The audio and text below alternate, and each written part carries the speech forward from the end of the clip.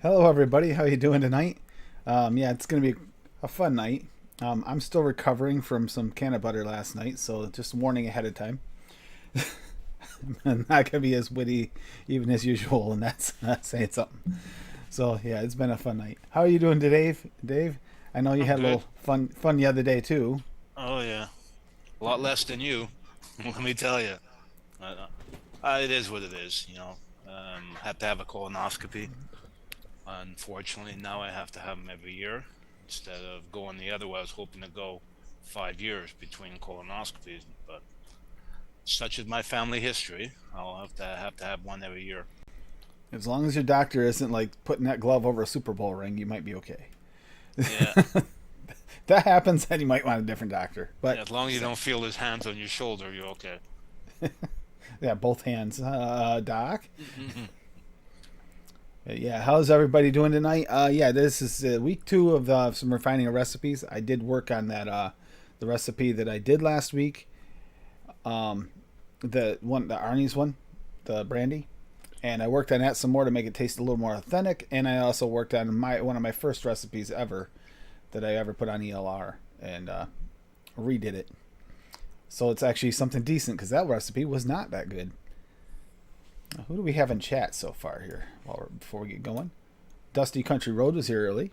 Tim B, good to see you. Knowles, Dave Lloyd, I know that guy. Mark Robinson, good to see you.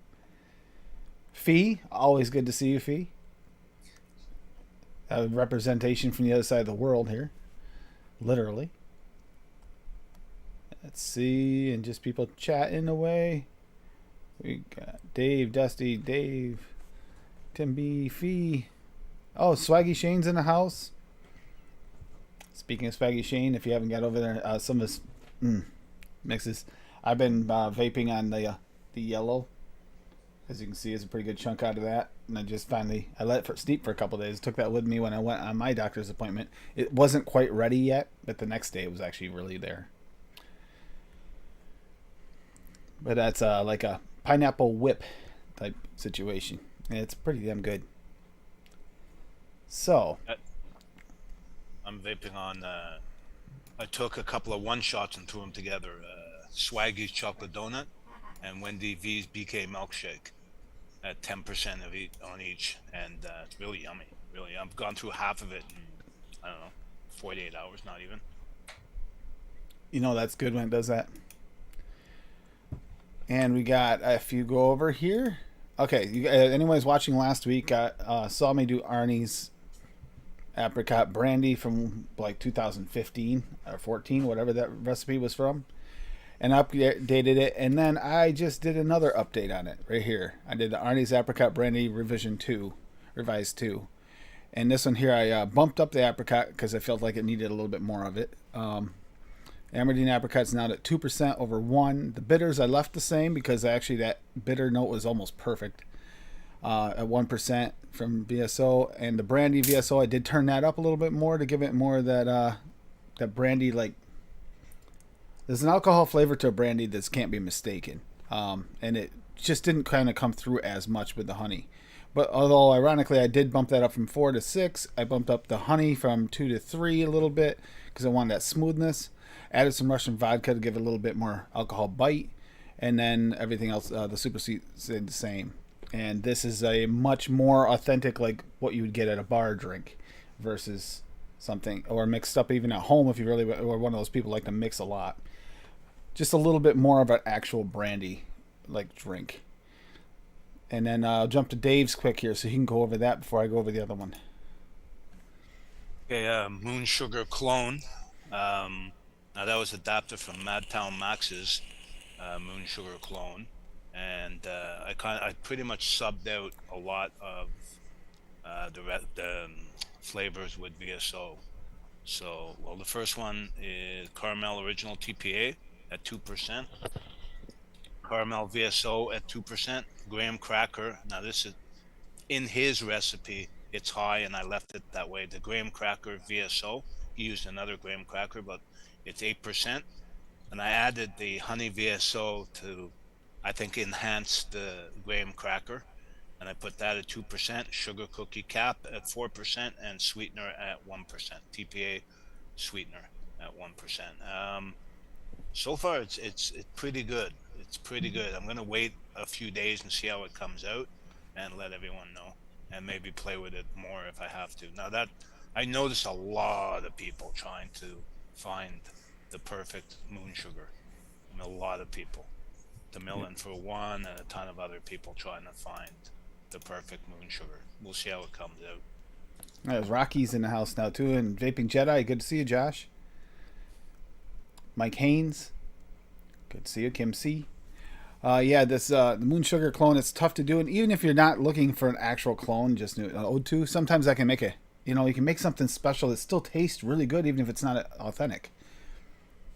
We're Sure. getting to the end of this whole getting ready to send Nick the top 3 winners for the Kinder Bar, and that's one of those things. It's like authenticity, tough. Very tasty is very very tasty. That's there, no question about it. So it's a tough one. It really is. Ian Thomas, good to see you. And then we got the one more that actually adapted from. I'll actually get the other one up first. There it is. And then I'll back up to the other one. All right. So I'm going to throw this up really quickly and show you guys. Like, this was an old recipe that I made when I only had basically my Flavora pack. So I made a creamy cheesecake cookie. Don't mix this. Berry cheesecake from Flavora at 2%. Cookie from Flavora at 1%. And marshmallow vanilla Flavora at 0.5%. I didn't even have a sweetener at the time. This is back in 2020. So I decided, you know what? That's one I could definitely use an update. And this is what we wound up with. Creamy Cheesecake Cookie V2. Completely redone. I used for the cookie aspect, I used the brown sugar cookie from Wonder Flavors at 1.5, along with sugar cookie from Cap at 2% to give it enough cookie layer. And then there's a little bit added from some of the cheesecakes. We got cheesecake from Wonder Flavors at 2%. Custard Premium from Flavor Art at 2% added with the creamy factor and a little butter. Super Sweet Perulum at 0.5% there as well. And then you got the vanilla pudding to add a little bit more of the creaminess at 1%. And white chocolate Flavora to add the creaminess again at 1%. And then the Yes We Cheesecake Innerwear at 3%. So, yeah, this is a much better version, but you are going to have to wait. I didn't actually write down the steep because I don't know exactly when it's gonna go. I'm gonna keep testing this one and see what day it is, and I'll mark it down afterwards. But yeah, this is Gonna be a week. way better, way better than the original. The I would original think was, it'd be a good week, no? yeah, I'm thinking it's gonna be 7 to 10 days because there's a lot of creams here, and those creams take a little while. Although none of them are, it does have 2 cheesecakes in there. Looks good though. And if you don't have the Wonder Flavors one, but you have VSO, you can do that as well. Both of them inherently have that funk level to them. I just did this one there so that some of the people in the UK could make it as well, since I had so much VSO in the other two. So, but yes, delicious. And yeah, you could easily use a couple of Swaggy's flavor. If you want to add a little bit more brown sugar, you could add some of this brown sugar to it too. Or if you want to even turn it a little bit and make it into a little more of a maple cream, you could add a little maple.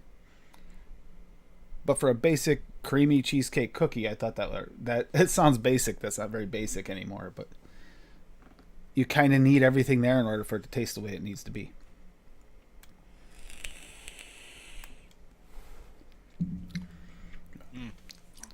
Oh, that tastes good. Good. Yeah, I mixed up a cocoa banana rum bar. Oh, I can't wait to vape this. Tastes so good on the knuckle.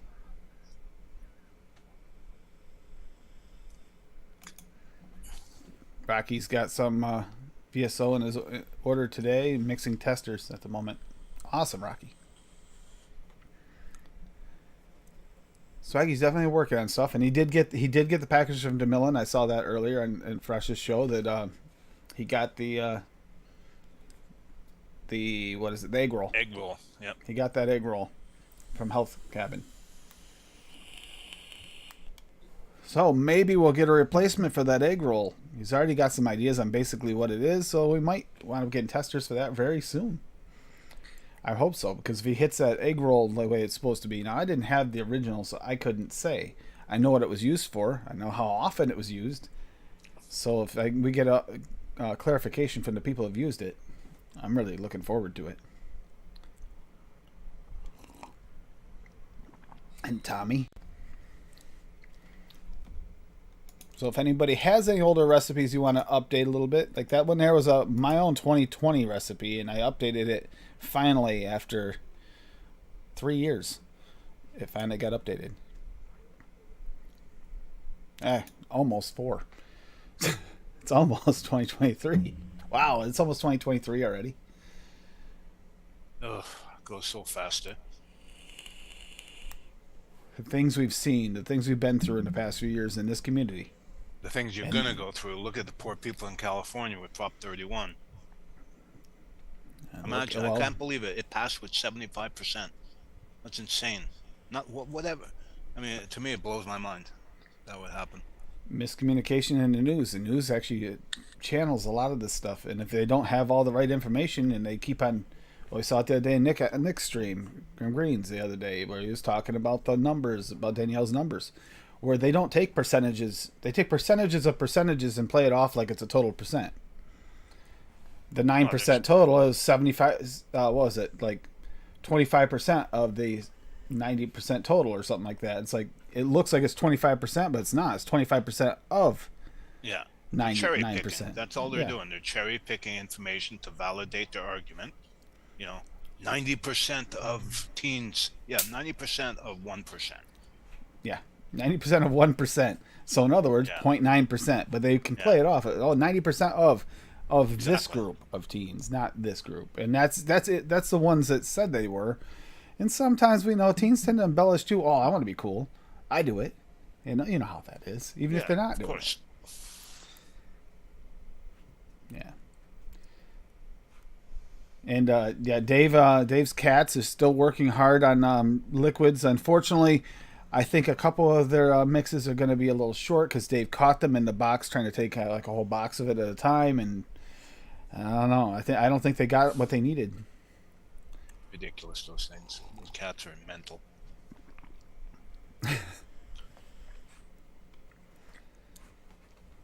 My neighbor was nice enough to drop off some can of butter, some Rick Sims RSO the other day, and we got into the can of butter last night, and wow, still feeling it today. I'm a lightweight when it comes to edibles, I'll admit it. Thought it was a day off, I'd be all set by today. I'm still feeling it now, not nearly as much.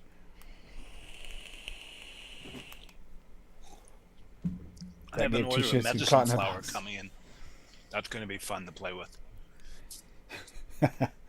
Two things are that. One is, that cat did not look like it gave two shits about being caught in that box. They don't for care. One. Secondly, you think it was expensive enough the way they're taking stuff now? Wait until I get a hold of that medicine flower box and strip it. Oh boy, yeah.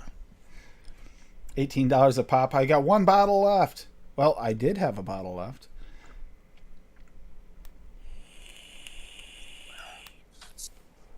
It'd be fun playing with it, though. Still impressed that you found it for cheaper than what I paid for it. I thought that was a pretty good deal. So, I'm gonna go the butterscotch and the caramel next, though, because those two those are like this time of year is some of my favorite flavorings, butterscotch and caramels. I'm getting closer and closer to Christmas. That's why I crave them things. So those will be the next medicine flowers I go after. Even though there are a lot of others I should like. What was it? The peach, they have a nice peach too there. The Fitty swears by. Sam says it's okay. I think I would actually go towards Fitty over Sam when it comes to taste. Sorry, Sam. Love you dearly, but I mean, if Daniel went over it, peach, maybe. Oh, then we'd have a totally different thing. The type of cardboard. I need to know what type of cardboard is in that peach. And Dave needs catnaps concentrates to keep his stash safe. You would think that garlic would have kept him away, but it doesn't work. Nothing keeps him away. I feel like I'm vaping like Bob at 25 watts. It's like, yeah, 25 watts isn't my thing. No, that creamy cheesecake cookie V2, although it's taking a little longer, even off the shake, is way better than the original.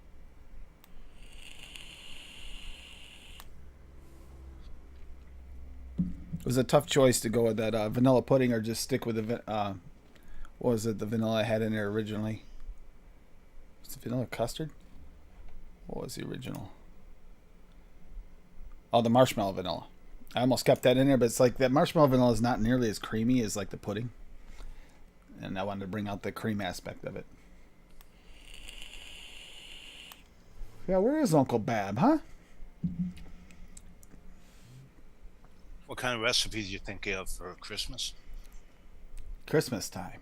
Well, we got to do some kind of mint, some kind of mints, uh, possibly some chocolates because that's Christmassy. I don't know how you get argyle, but you gotta get some argyle.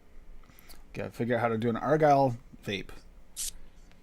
And if you guys, anybody watch Paradise PD, they did an argyle meth. We gotta do an argyle vape. So for Christmas. But no, it will be savory next week. For which show was it? I can't remember which one. If it was the Tuesday or the Saturday show, but we'll do savory. Oh, it's next Tuesday. Was this next Tuesday because of Thanksgiving coming up? Okay. I actually tried to mix a pepper jelly on toast, but it just didn't come out. The jellies don't come through quite thick enough for that. No, I've been trying to get it, and you can never get. You get a gummy-ish texture, but you don't really get a jelly texture without getting the fruit. That's the problem. It carries with the fruit well, but not necessarily on their own. I've been trying myself with that to try and see if you can do something with those, and it just doesn't come through quite the right pectin-like taste. Mm-hmm. So I got a faint toast in the background, but because pepper jelly, it's a hit, it's a strong flavor. Yep. I didn't get it. It's also like a sweet Yeah. pepper is what it kind of tastes like. Dusty's been Dusty Country Road. I've been vaping papaya milkshakes and one other strawberry milkshakes. Milkshakes are good. It is watermelon on Tuesday, so that must be this following Tuesday. It's right before Thanksgiving. Trying to get a little bit further ahead on these, but I gotta write down what they are better. Thought I was gonna get more notes done today, but yeah. You were in no condition. Wasn't feeling it. You probably couldn't pick up a pen, let alone write. I could pick it up, but I might forget what I'm doing by the time I pick it up. What did I get the pen for? Oh yeah, that's right. Yeah, that was how my morning was going.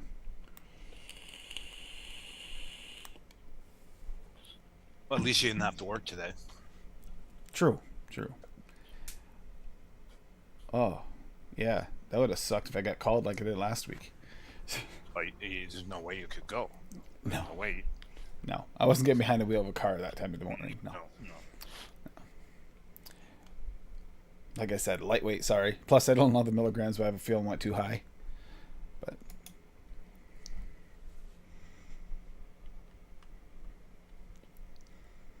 doesn't help when you don't know for sure which strain it was made with either.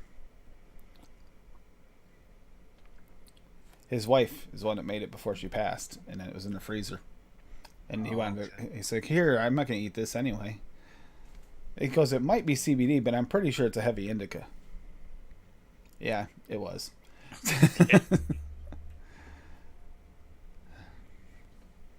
It probably is made out of sour D or something. Checking out now. Ooh, what we got going on. So yeah, if anyone wants to mix along or want to talk about an older recipe that they want to update, I mean, it's still today's date, an older recipe, or one that they have. Maybe one you've been working on, you've been updating for a while. It doesn't have to be one you made today, but one you made recently. This one you just did the revisions on and actually worked on. That's the whole point of bringing this up, because I know Wayne's been talking about it on his show where people aren't refining like they used to. They're kind of throwing it up the one time and just letting it go rather than working on it and actually trying to create something special. I think with that cheesecake one I did, that tastes much better. And Arnie's apricot brandy is, compared to the original, way, way better. And this last one, if you're looking for an actual vape that tastes like a mixed drink with a little bite to it, the second one is it. If you're looking for one that's just kind of a nice drink but kind of different, that's the first one. It doesn't. It's got that brandy flavor, but not the alcohol bite to it, so it's kind of like mellow. Second one, you get the bite. Loving that pineapple whip. It would be a cool episode too to do clones. Because given the fact there's so many e-juice companies going under, people aren't going to be able to get their favorite juices anymore. Clones and ode tos. Yeah. Yeah, it's not a bad idea. There are some, especially of juices that aren't around anymore or Exactly. harder to get, depending on where you live. Some people, like think about the U.S. Trying to get Batman's line is not an easy thing to do. Some of us probably can get it, but it's not like you can just go and buy it. Versus like if you're in the UK, you can still get that. So sometimes these might be like, oh, why would you bother with that? I can get it. Well, yeah, not everybody can. Poor Fee. I know that Fee is very limited. I saw Fee was here. Fee's limited on a lot of things, but then again, they get other stuff in that we can't get too. So depending on where you live. Somebody want to tweak a recipe. What do we got here? What swag you got here?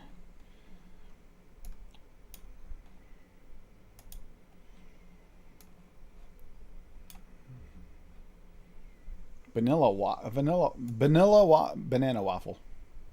don't know why I'm reading vanilla. I would say that would be the can butter speaking. Yep. I would bet. Banana waffle 1.1. Wow, there's a lot going on here. I don't know if I'd want to tweak too much today. Banana VSO at 3.5. I mean, for one thing, you definitely have your banana raw now. Banana cream, barbarian cream VSO at 2%. Brown sugar VSO at 0.5. Butter VSO yum at 0.5. Custard VSO at 0.75. Dulce de leche VSO at 2. Graham cracker 1. Malt 1. Sweet 0.45. Vanilla cream 1.5. And waffle at 4. No comments because it's a private recipe. Excuse me. Let's see. I don't know about tweaking there, Shane. The only thing I would do differently possibly is that banana, because you got me hooked on the banana raw now. I don't know about tweaked, but I know about keeping that. That looks pretty damn good, Swaggy. Add another one to the one that I need to mix, which I'm adding to my list right now. So that'll be mixed soon. Not digging all that out right now. Get a little too dizzy. I don't want to get nauseous. Don't want to make 800 mils. I'll tell you what, Tommy. I actually made 500 mils of testers just for this TFS line that's coming up for noted. Just in testers for that one line was over 500 milliliters of PGVG. Thought about that and it's like, well, we mix small quantities. No, and you mix a lot of them, it adds up. Peaches episode was 200 mils to do peaches. Well, and we got donut coming up this week, and that's going to be another like 200 mils. So it's a lot. Well, look what I do with Wendy's BK milkshake. I have a one shot now. I can make 1.6 liters of her milkshake. And that's not even including the other ingredients you're adding to it. Yeah. Exactly. It's another thing with doing these things here, like when we're refining recipes, sometimes we're not refining necessarily a recipe, but you could be refining a part of a recipe that you find that is a really good base, and then you save it as a one-shot recipe so you can mix other things with, similar to like Wendy's milkshake recipe. Like if you can find something within this, like I did notice with Swaggy's fudges, you got a kind of base of some of the fudge there. You got an idea between the two. You can figure it out and get an idea what he gets for a fudge mix. But then you can make your own, or you can just wait for Swaggy to come out with more of them here soon, and we can just one shot him, which is actually kind of pleasant. He hooked me with the first one. Swaggy's one shot, using his one shots in Wendy's milkshake is phenomenal. It is. Phenomenal. We did Yeah. the Great Pumpkin Fudge in it, and it was freaking delicious. Yeah. Yeah, his one shots are really good. I bet you this whipped pineapple whip would be Yes. really good in Yes, I want to try that. I want to try that. the VSO yellow. Mix that in with Wendy's milkshake.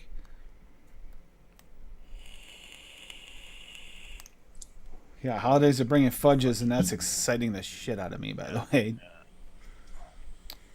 Any teaser on what kind of fudges?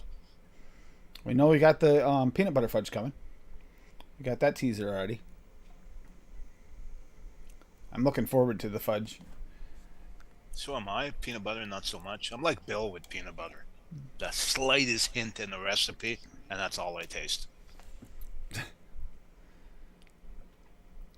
Are they bringing the holiday sausage? Well, let's see. You do have beef and you got chicken. You could probably make some form of sausage vape out of that if you want to. Just saying, it's a possibility. Remember that garlic gum I made for Legion Vapes using Swaggy's garlic? Yep. I put 12 drops in that in a 30 ml. Okay. Are you trying to kill him? You would think so, eh? He didn't even taste the garlic. He did not taste any garlic. Is he garlic blind? I don't know. That's weird. How can you not taste the garlic? I could taste the garlic with the bottle closed in front of me, let alone. I don't know. He didn't taste it. He said he did it on his one of his live streams. I don't even taste anything. You should have made it like the sugar cookie. Put 10% in. I told you. Yeah.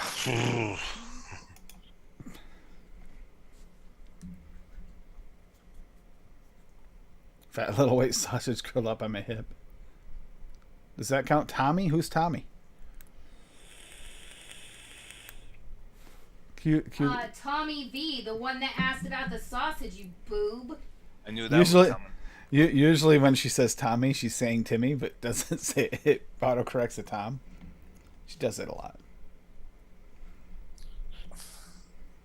Let's see. Are there any Dusty, new ones? it depends on who you're talking about. When it comes to peanut butter, some people, the slightest amount overpowers a recipe for them, and then other people, they just use it like normally, and it's fine for them. Oh, some people are blind to the flavors, especially in certain mixes. Sometimes you mix two things together, just that right cream note or something can kind of take away from it, Yeah. or accentuate it, make it even more so, like spread to everything. Well, I see Adam's in chat. Hello, Adam. But Adam always pushes his strawberry high. He does. And Adam can't taste strawberry the greatest in many cases. He's like certain ones he can taste, so that makes a difference. Taste is subjective, but here's the weird part. You mix a strawberry blind recipe for someone who's not strawberry blind, it still tastes decent most of the time. Now, very seldom does it ever go weird. But you go the other way with some others, like peanut butter, for instance. You get someone who's peanut butter blind. There are people out there that can hardly taste it, and they mix a recipe, and then Dave tries it or Bill tries it, and it's like, wow, this thing is just pure peanut butter. And it literally has like 0.25% of peanut butter in it. It won't matter when it comes to Bill, anyway.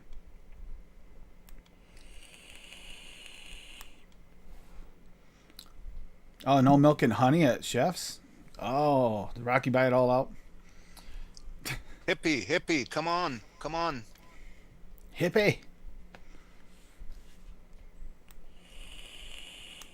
I mixed your recipe. He's too big. He's hip deep and thicky thick. Yes, that's what I mixed. Did you mix it thicky thick? Yeah. Oh my God. It smells like you're taking a ripe strawberry and crushing it in your hands. Oh. Oh, does that smell good?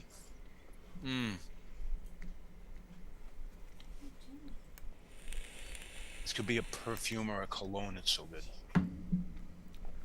You put that perfume on and all the squirrels will follow you around the yard. Yeah.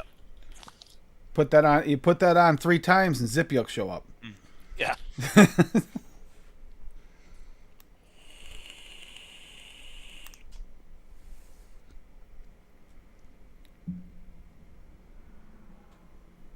Just not enough. Dusty, if you have it, use a little of the taffy peanut butter along with it from Wonder Flavors. The taffy peanut butter and the DX together do help with people that can't really taste the peanut butters. The two of them combined because it gives you a little bit of bite. I wouldn't say necessarily VSO because VSO is that natural peanut butter, and if you're having problems tasting peanut butter, it's probably not the one that's going to help you taste it. However, if you can taste it, all of them can be overwhelming. Right, Dave? Yeah. Peanut butter and coffees is another one that's like very subjective. Oh God, yeah. Coffee's a hard one to nail down. For me, most of the time, coffee tastes like a tire fire Yep, you get tire fire. DeMillan gets eraser, with and you got chocolate. different. Yeah, she gets it with chocolate. Yep, and I can taste most of them, but I can kind of taste an off note in some of the others that you guys say. I just don't taste it as bad, thankfully, as a lot of people. Unless I got the wattages wrong, I can taste a huge difference in different wattages at a lot of mixes. Oh yeah, for coffee, Swaggaze is one of the very few that I can play with anywhere and it doesn't go weird. Still tastes like coffee. His espresso is my favorite for that reason because I don't have to worry about it. Put it in, I know it's going to taste like coffee. It's not going to taste like something else to me. But there are a couple people that don't even do well with his coffee, including like DeMillan.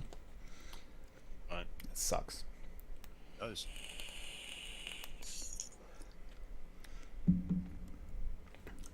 But it's like, sweet musk up here. Sorry, Fee, but for us, it's not a thing. Some of it might be just the way you're culturally raised for your flavors. So you get a custard here versus a custard in the UK. They're not the same. A biscuit in the UK and you get over here and we call damn things cookies because those aren't biscuits. Biscuits is a completely different thing. Don't like coffee or chocolate vapes, no off notes, just don't enjoy it. Yeah, that can happen too. But you might love real coffee or chocolate, just not in vape form.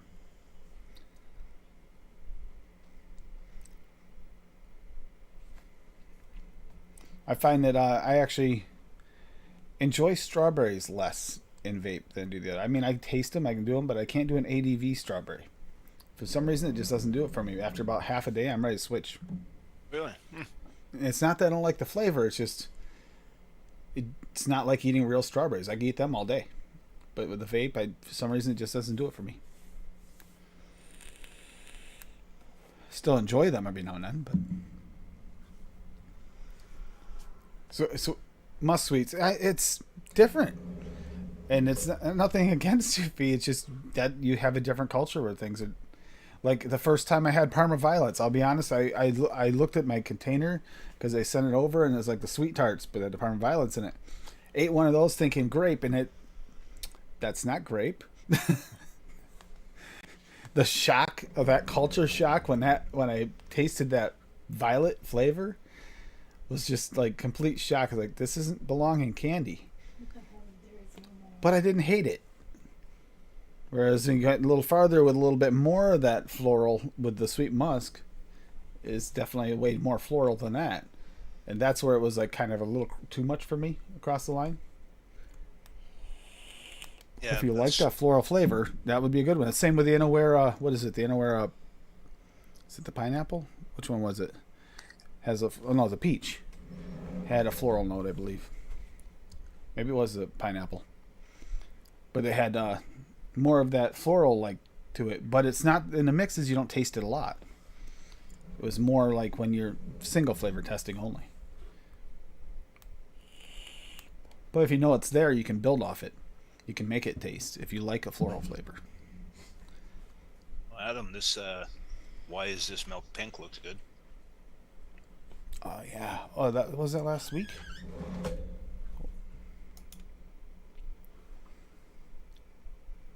Yeah, Adam did have that. Why is this milk pink? No, that was from Wednesday.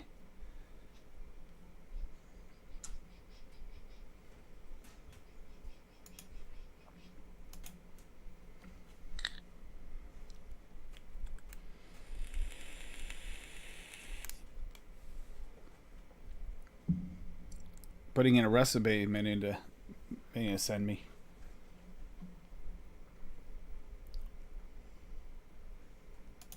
Right there it is. Yeah, look at this. Like, how could anybody that even wants to try strawberry milk not love this recipe? Why is this milk pink? By Madam Adam. Madam, I'm Adam. Dairy milk TPA at 1.5. New York cheesecake from Cap at 1. Shisha strawberry and Awara at 1. Strawberry ripe TPA at 4. Super sweet from Cap at half. Sweet strawberry from Cap at 3. And vanilla ice cream liquid barn at 4. I really couldn't see how that wouldn't taste delicious.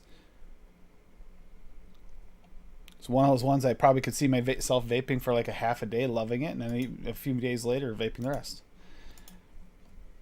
Oh, I could do that all day long. That looks yummy. It does. It's just for some reason when you get that strawberry in your face, for me, it goes for a while, and it's like, oh, I really love this, and it's like, I need something else. Yeah, to each his own. I mean, look at Mallory Gates. She says strawberry tastes like like cut grass to her. All of us screwed up our taste buds too before we even got here. The ones of us that smoked before, our taste buds aren't quite what they used to be. This Graham spelt correctly. Shisha strawberries. You see, I get a lot of green out the shisha strawberry as well. I really do.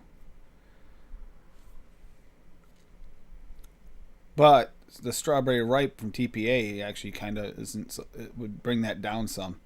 The sweet strawberry from Cap's kind of in the middle. 3 strawberries, and that's gotta taste decent though. Not to mention you got dairies. Look, you got 3 dairies in there as well. With a cheesecake even, and that New York cheesecake is more creamy than it is anything else.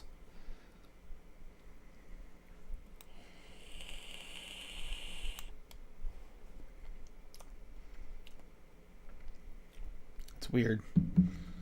See, I got the same thing in 2 setups. I'm trying to see which one I like it better and what differences I mean. I'm doing that testing thing.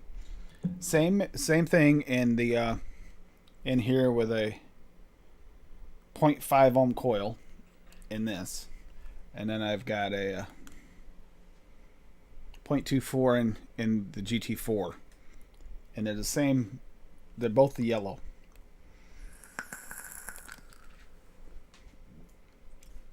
It's weird. I get the pineapple actually comes through better in the 0.5 with the mesh, and I'm getting the creams are working better in this one. It's strange. So, like we talked about with dairies and bakeries, they don't come through in your MTLs and your mesh decks and stuff like that. Your smaller mesh decks as good. And that was one of the testing I want to do, is see what came through with what. They're both very good, but they're completely different vapes. This tastes more like the whipped cream with a touch of pineapple in there. And here it's more of a pineapple with a touch of cream. It's interesting. Not a fancy recipe, but super tasty. Yeah, it looks like a really good one, Adam. I said all day, seldom get but for a half a day or something, I probably could get out of that.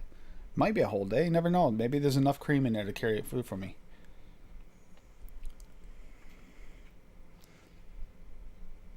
I can make it, so I suppose I could add that to the list. See if I can get a nice pink.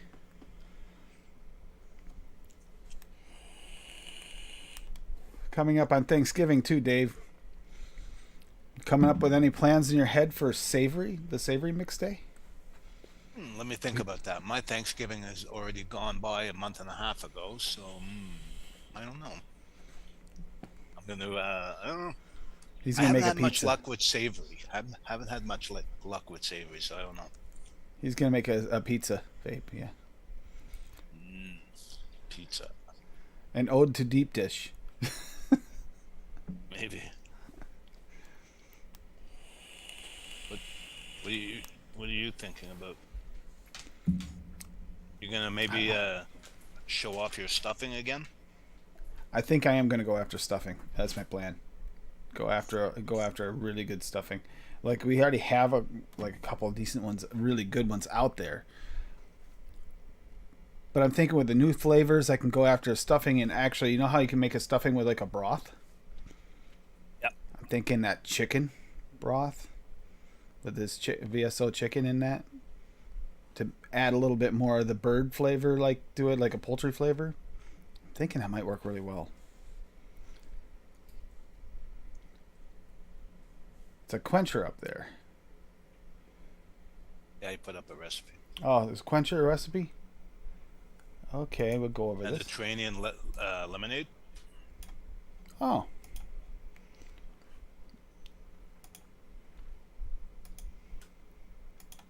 Yeah, Mediterranean Lemonade by Swaggy Shane. Apricot VSO at 2. You already have me. I love the apricot. Black Currant VSO 0.15.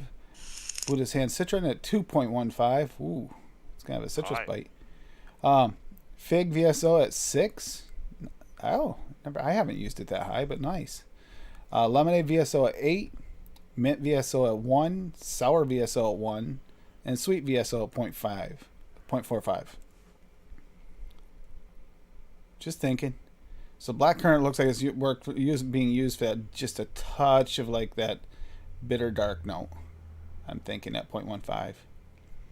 Look at the flavor percentage. Yeah, 20.75. I see that. But you gotta realize this guy's lemonade in it too, which is a one shot. So that's a misinterpretation. Because that's 8%. So you drop that down to really the lemonade would versus what flavorings you'd actually put in is probably more like 10% at most of that. So it'd be like really 0.8 or 8 or 2 at most if it's doubled.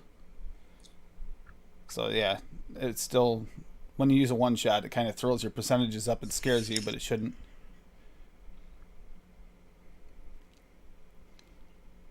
I'm surprised at how high you used the fig in this one. I'm curious on how this tastes. I don't have this one shot, I don't think either. So that's actually been kind of fun too, Swaggy. The one shots I don't have, being able to mix them up and try them, like the yellow, which I've been vaping on for days now.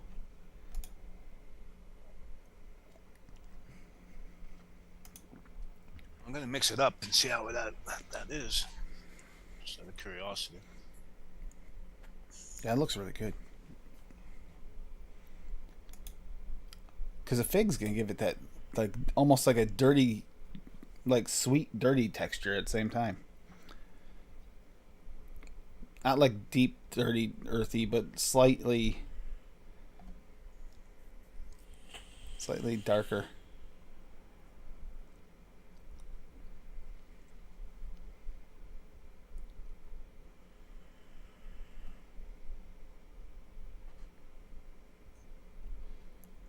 How big a bottle did you make this up as here, Swaggy?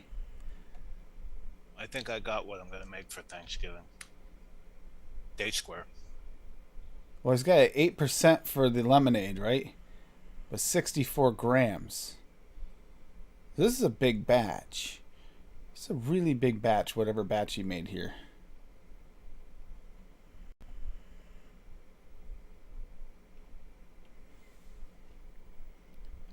Flavor totals 166 milliliters. What's the total size of the... Yeah, it's for 706 grams. 782 point... Yeah, that's like basically a liter. 800 milliliter batches. Okay, that's what I thought.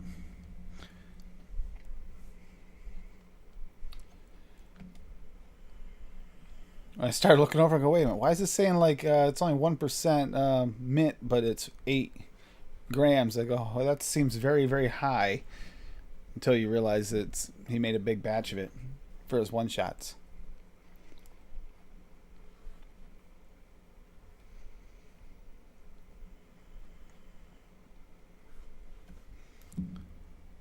I would like to try that fig. Oh, that fig, I know. There's another fig I did try. Was not nearly as good. me see if I can figure out which one it is. I know I got another fig. Or maybe it was someone else's recipe they sent.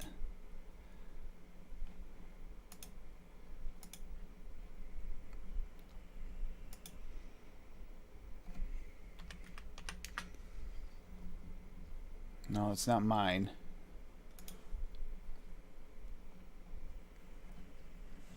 So it could be something I got from Sifu or somebody. I had a different fig one that I tried that was... It didn't taste like fig in it. It tasted good, but it reminded me more of a raisin than a fig. I remember you saying something about that. It wasn't the VSO fig that I tried. And it's like, man, this does not... It inherently tasted more like a raisin in that mix. The fig did. And there wasn't any raisin in it, but it tasted like you had the little California raisins in that mix. I definitely remember you saying something about it. I just don't remember what mix you used it in. As far as use of that fig, though, I really liked it in my figgy pudding. Actually turned out really tasty. It's a figgy pudding you don't mind actually vaping, which is also not an easy thing to do.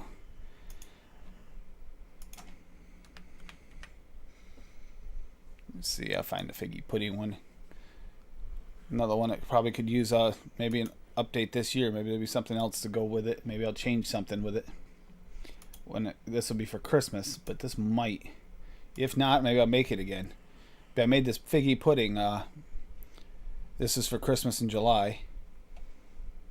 And it's barbarian cream at 2%, brown sugar at 0.5, butter 1.5, cake at 2, yellow cake flavor west at 1.5, VSO chocolate 1, custard premium flavor art at 2, date VSO at 3, fig VSO at 1.5, and that's because the date was inherently a little sweeter. Honey VSO at 1, milk and honey flavor at 1, nut muffin cap at 2, rum VSO at 1, sweet VSO at 0.5, and vanilla ice cream liquid barn at 3. You can turn up that rum or use a different rum or alcohol if you want that to come forward. I did not. Didn't push it rum forward on this one because I just wanted a little touch of rum in there for the authenticity of, like, typically it's in a recipe even if it's lower percentage. But a figgy pudding you can actually vape and enjoy. It's a lot in it. Percentage wise, that is actually 23.5% on that one, and that one's not made with a bunch of stuff in it. So that one, yeah, you have to be brave to vape that one. As far as the flavor, it's in your face. Hey, hippie. What's up? No, that was actually a hippie alert, Swaggy. Apparently the sound came back on, so that last update on Zoom turned sound back on again. Because I had it on silent entry, but apparently not.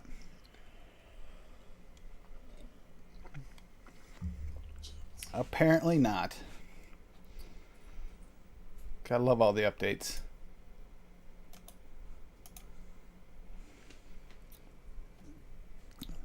So have you broken in and retried your mix yet again, or did you not? Who, me? Yeah, did you wind up breaking in and trying your mix, or are you still, like, holding out? I got it. I brought it with me. I'm at my stepdaughter's house for the weekend, helping do some work on a house up here for my daughter-in-law. I mean, my stepdaughter. Swaggy wants to know if you got put in a doghouse. Nah, never. She brought a few things with me. I did bring that with me, though. She's thicky thick. She's thicky thick. It's good. Yeah. Hippie, this is a good recipe. What? She's thicky thick? Yeah. You mixed it up? Yeah, right here. Oh, okay. Let me clean this one off and I'll taste it. I haven't tasted it yet.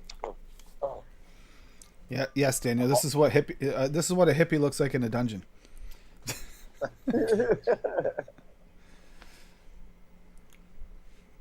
I don't see whips and chains, so it's not Mallory's.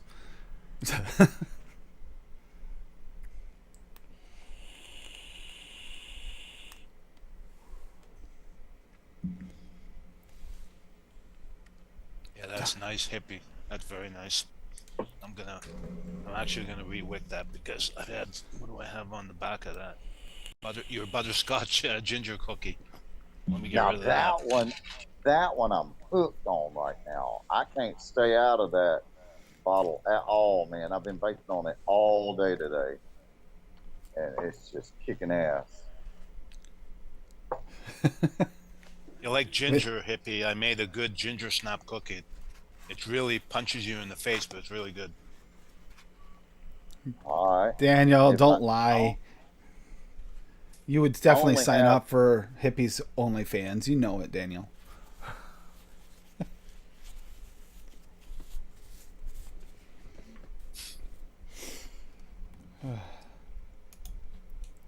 Swaggy just dropped something else too. Go ahead, Hippie. What were you gonna say? I only have one. Well, I think I've got gingerbread from either Wonder Flavors or Capella, but I couldn't find it. I didn't want to dig through my drawer of flavors to find it. So and the only other ginger I have is that Nature's Flavor ginger. I don't have VSO's ginger. So, you know, but that Nature's Flavors ginger is really, really good. It's a natural ginger. You can See, see I all had the to red sub. hair. I didn't have the natural ginger. I had to sub it with VSO. So how is it with the VSO? It's good.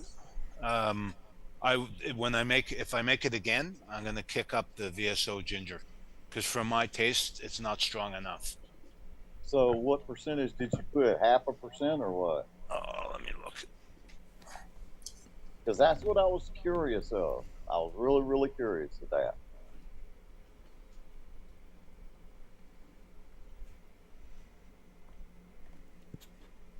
And Fee was here. I'm curious, what gingers would she have available?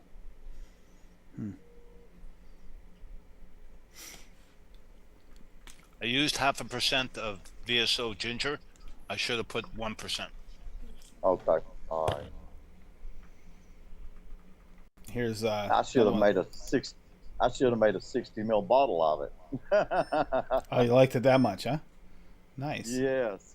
Yes. I should have made a 60 of it. Hey, this cheese sticky thick's not too bad. It still needs some more steep time on it though. It'll get better with steep. Another Swaggy Shane recipe: poached pear, allspice VSO at 0.25, brown sugar VSO at 0.75, champagne 3%, pear 5%, rose 0.15, sweet 0.15, and vanilla cream at 2. So an all VSO recipe. And of course, there's no notes because it's still private. So yeah, poached pear. I remember hearing about poached pear. Interesting with champagne. The rose, that's different, Swaggy.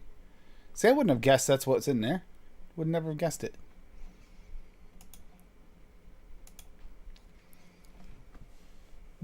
That rose is gonna just bring just a touch of floralness out of it, like you poached. Yeah, it makes sense.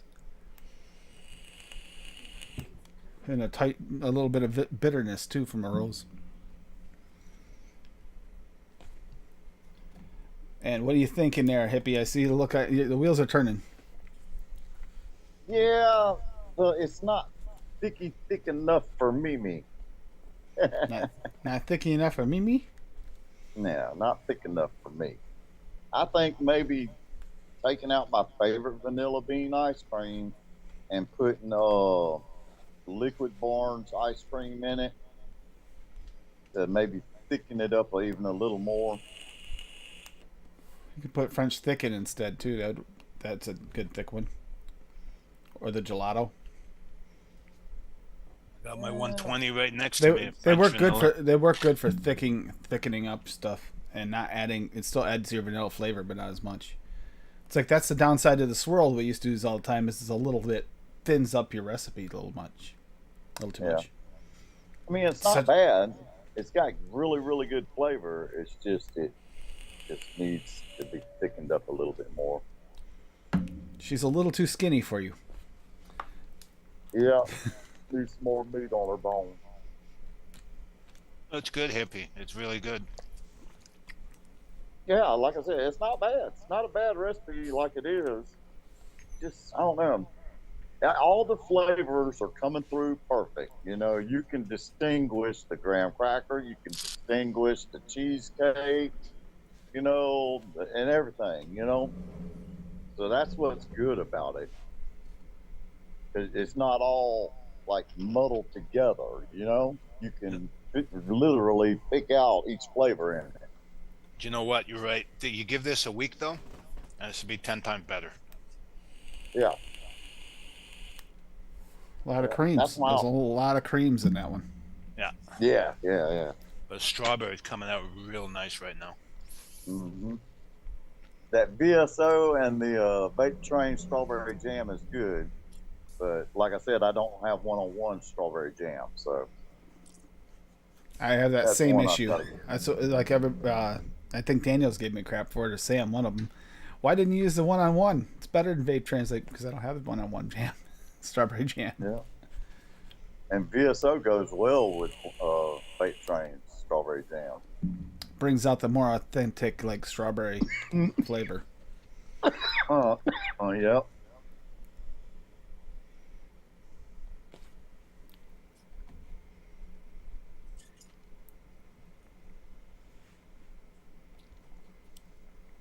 Getting excited here about the upcoming episodes here too.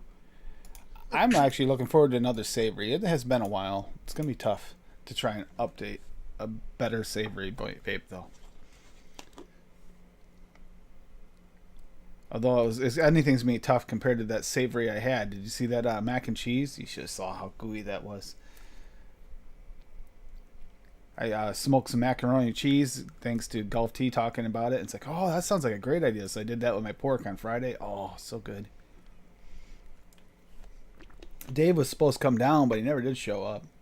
Addie was supposed to be here. I made him a plate, sent him a picture of it. He never came to get it.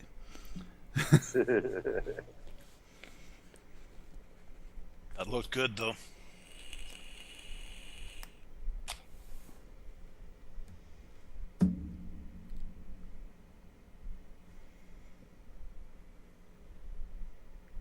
And it is getting cold outside up here. I mean, it is getting cold. That temperature is dropping.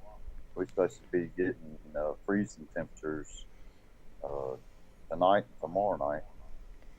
So we're supposed to be getting them starting tomorrow night. It's starting to cool off. Because the rain we got is keeping some of the warm temperatures in the air. It did last night and it is again today. But then once that rain tapers off, it's supposed to be cool. We'll see what happens. It is November, so we can't complain too much. No, God, when was the last time it was this warm? Not consistently. Sometimes we get a warm spell, but it hasn't really gotten all that cold yet. We had a couple cool nights, but nothing serious. Not for this time of year. I'm okay with it. Swaggy was dancing in the snow. Well, you can keep it, Swaggy. I heard that. Videos and pictures, Swaggier didn't happen. We need to see this. I'm just trying to imagine him out there. Like, yeah, no. This year, you guys gonna get in on it? Addie and I with the anatomically correct snowman. You got to do it. You got to get in on this whole thing. Pictures of anatomically correct snowmen. Drop them in Discord. Has to be one you make. You can't just take someone else's picture.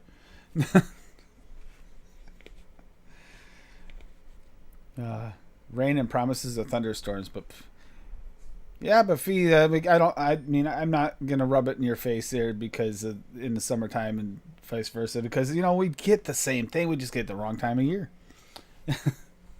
Right now, we've actually been doing really well. Ran out in shorts and danced to jig. No shoes, no shirt, just me and snow. Hee haw. Yeah, okay, Swaggy. No, I'm just trying to imagine Swaggy out there dancing around in his shorts. You know what's scary is I can see it.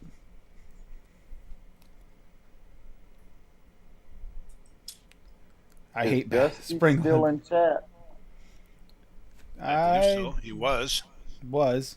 Fitty just said he hate bottom loaded spring battery doors on mods. What dumb idea. Some of them suck, Fitty. Some of the spring loaded ones, you just set it down just right and it'll just pop open. You hold your hand wrong and it pushes the side over. Oh, I hate those ones. It's one of my problems with the Dynamo kit. Is it's so easy to pop your batteries and have them go flying. Really liking that Gore 21. That's a C frame, right? Yep. Is that how that Yeah. works? Yeah. Yeah.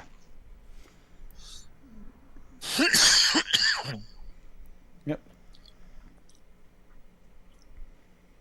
I think at this moment, the way Fitty just said that, I have a feeling he'd rather have the Guar going than. Yeah. Yeah, I just got 2 of them, and I ordered the 3rd. As long as you get a good bottom, I actually do like the bottom, like the Lost Vape. It's a single battery, but I do like those style because they don't fall out on you.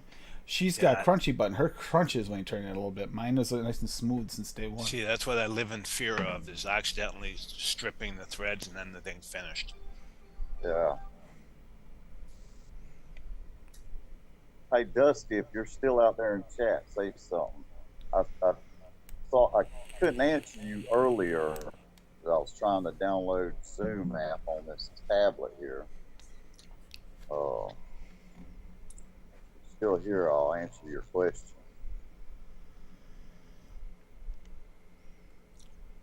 Well, Fiddy, from what I'm hearing, the Guar 21 holds a lot better battery life than, say, that, like the Dynamo kit. That's a dual 21700, but the batteries on that one, it will drain your battery even if you're not using it. Slowly, but it does work. You just watch it, it'll slowly go down each day. And the Guar actually, I've seen people let them sit around for a week and it might went down 5%.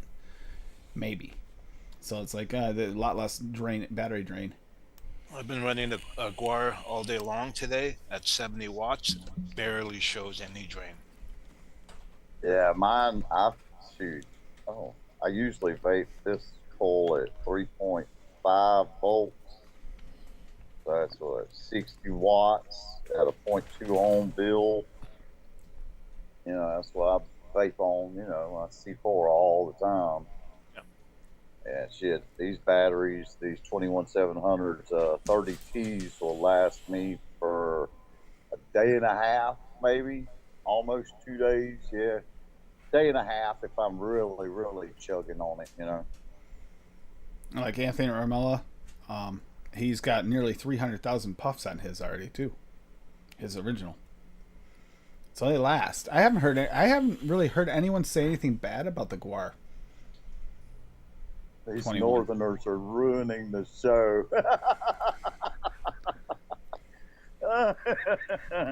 That's funny, Daniel.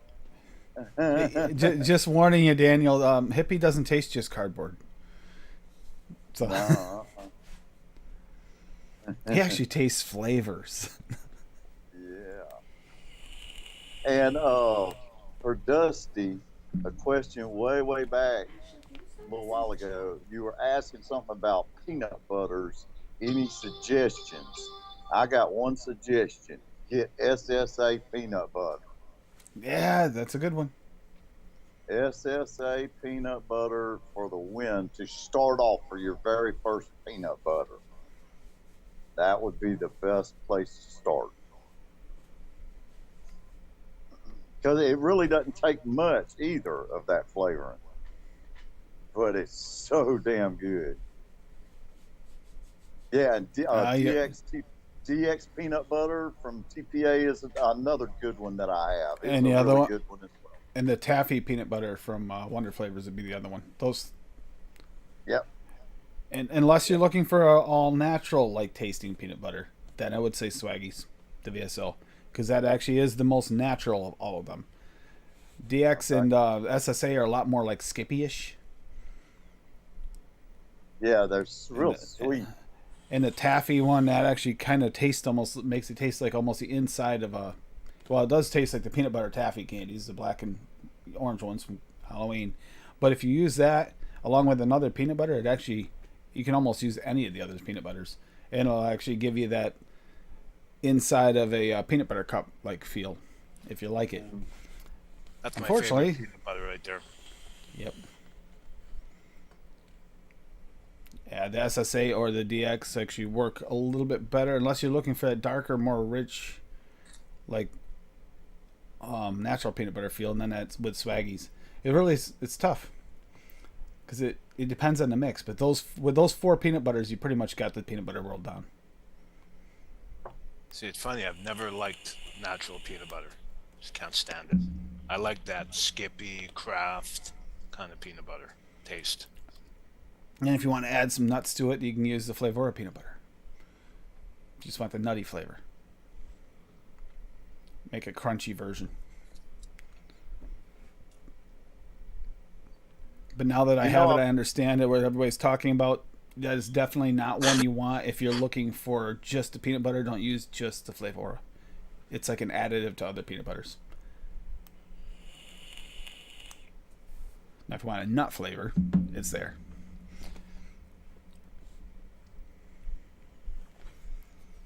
What were you gonna say, hippie? I made 2 versions of that butterscotch ginger cookie on my video, right? Okay. That second version, I made it yesterday, and I waited until just now to taste it because I remember the first version, it took 24 hours and it's banging. I mean, it's good, right? Like 24 hours. Well, this second version, version 2, is pretty damn good as well after 24 hours heat. Vaping really, really nice. A lot of good crackle on the coal, real good crackle. But it's a different kind of cookie, exactly like I said in the video. It's less of that molasses brown sugar cookie. Right. Yeah, I watched It's it. more of a lighter cookie, but it's really, really good as well. So both of them are good, but I still like that first one, the more darker version. But yeah, those are good. Those are Look real up good. on ELR. I made a ginger snap cookie V2. Look it up and let me know what you think. Okay, I'll have to wait till I get back to Montgomery, to look it up. I can't look it up too good on my tablet and stuff here.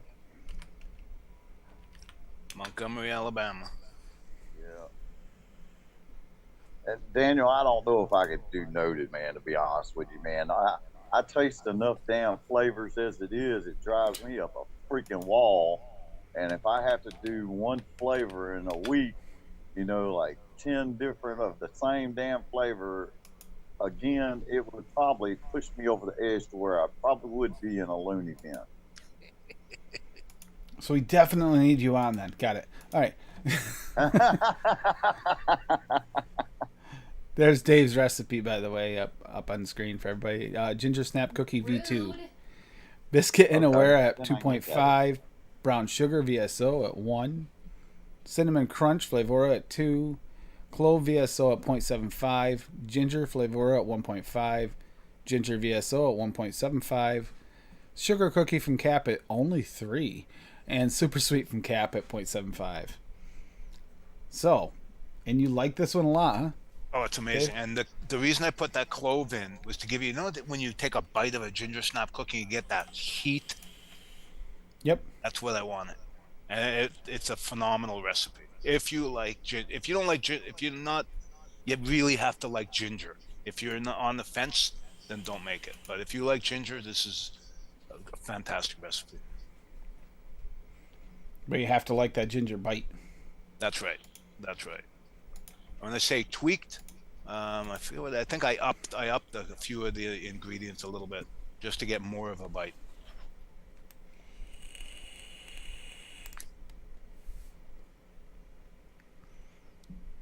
But ginger is one of those things where you either like it or you hate it. There's really no in between. I like the, all you could see is his hand for a minute there. There's nothing else on the screen because it focused so much on your hand, hippie. You couldn't see anything else. But a second ago, it was just your hand. It was focused right there, and that's it. Nothing else. Speaking of, my hand's all tore up from the bunny.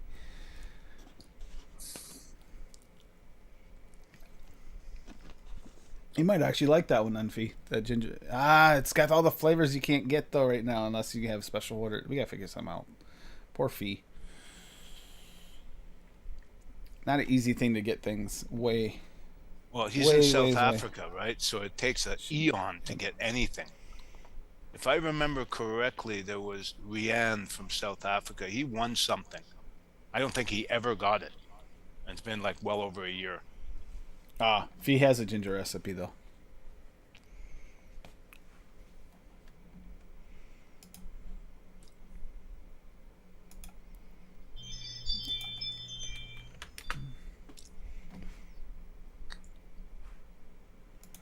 Fee has a ginger recipe. Well, we're gonna find out. If it's public, the ginger nut recipe, would that be the one, Fee? Didn't take long, did it? Here we go. So we got a ginger nut recipe from Fee. I'm hoping this is the right one. Cashew from Wonder Flavors at 1.5. Ginger Snap Flavor at 1. Gingerbread from Cap at 1. Golden Syrup VTA at 1. Sweetness from Flavor at 0.5%. And Vanilla Cookie from Flavor Art at 2. Get a nice cookie, getting some gingerbread in there. You get a little bit of ginger snap. I like the combo there. Cashew for a little bit of that nuttiness. And then the golden syrup to add a little buttery take to it. Okay, Fee, is this the one? I hope. Take it off the screen. He says it is. That's what I thought. Thought that's the one you meant. Yeah, it looks really good, Fee. I like that little bit of nut in there. Cashew's a nice one. You know what? Is there a good macadamia nut flavor out there? That's a flavor I'd like. I like macadamia nuts. I would think you could kind of make one with almost like white chocolate, though. A little bit of a soft nut, like a cashew.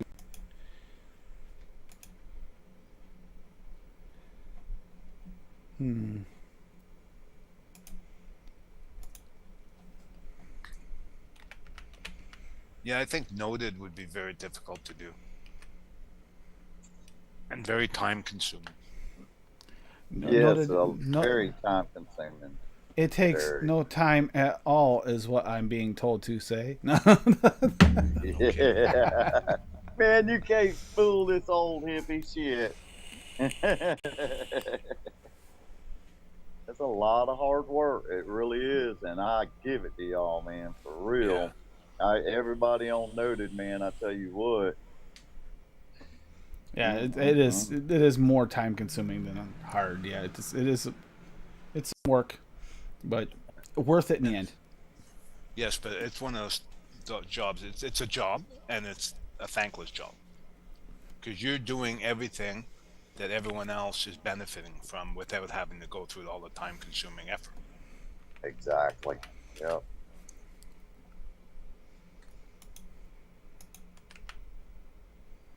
See, Daniel says he's carrying all the weight for you guys. Daniel. Yeah, there's a Flavor West, there's the Wonder Flavors, and the VTA. Those are the main ones. And then there's a white chocolate macadamia nut from 1-on-1. So yeah, I might have to. I don't think I have those flavors. I don't think I have any of them. I have to pick up that flavor. I like that. I actually like macadamia nut cookies myself, but that's just me. White chocolate and macadamia together? Oh. Never been a macadamia nut fan. I love those cookies, what you just said, Tim, but the macadamia nuts really don't have a lot of strong, bold flavor to them. No. You know? No. And they're greasy. Aren't they a little greasy? Yeah. They're more of a texture than they are anything else. Soft texture more than anything. So the really, white chocolate is the flavor. If you're trying to get like that macadamia nut flavor into a vape, it might be kind of hard. It's really basically just texture, you know. Well, technically, Daniel, I washed the bottles. She peeled the labels. Technically, but she does do a lot of work for helping out with the show, though. She usually does clean the bottles for me, which is a lot when you figure how many bottles we go through for testing. Good night, Ian. Good night, Ian. Night, Ian. Undocumented fifth member. Jalapeno jelly for. I know that butter toast. It sounds so good, but hey, Dusty, I tried to do it. You could, I think my recipe is public. If anyone can modify that and make it better, please do. I tried, couldn't get it. Where is it? Hippie, what's the most like pectin like flavor you can think of? Not talking like gummy, but pectin, like a jam that without like its own added flavor. Is there one? For to make Okay, you're gonna have to elaborate on that. he's trying to make a jalapeno jelly, like hot pepper jelly. And in order to do that, you can't have any of the berry flavors or anything in your jamminess, but you also don't want straight up gummy because that doesn't quite work. It's not the same. Right. I'm trying to think. I mean, that jammy wizard stuff that doesn't work with it. Tried it. That's a good question. That's a damn good question. So, Because that's what you're missing. Hardly any flavor. It's basically just the but texture. it has texture. Yeah, you're trying to get the texture, but not the flavor from it. Not I mean, sure. I was gonna say marzipan at first, but then I got to thinking, it's like, no, not marzipan. Fiddy's right. I think the best two, but they're not the greatest for it. I've tried both of them before with the savory like jelly. The Jammet and the FA Candy Jammy Wizard. But they don't quite. But they go more gummy than they do pectin with them, the both of them. Yeah. Pull up my recipe on ELR for pepper jelly on toast. Pepper jelly on toast?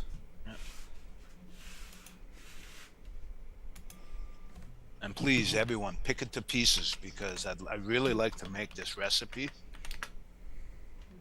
But obviously I failed.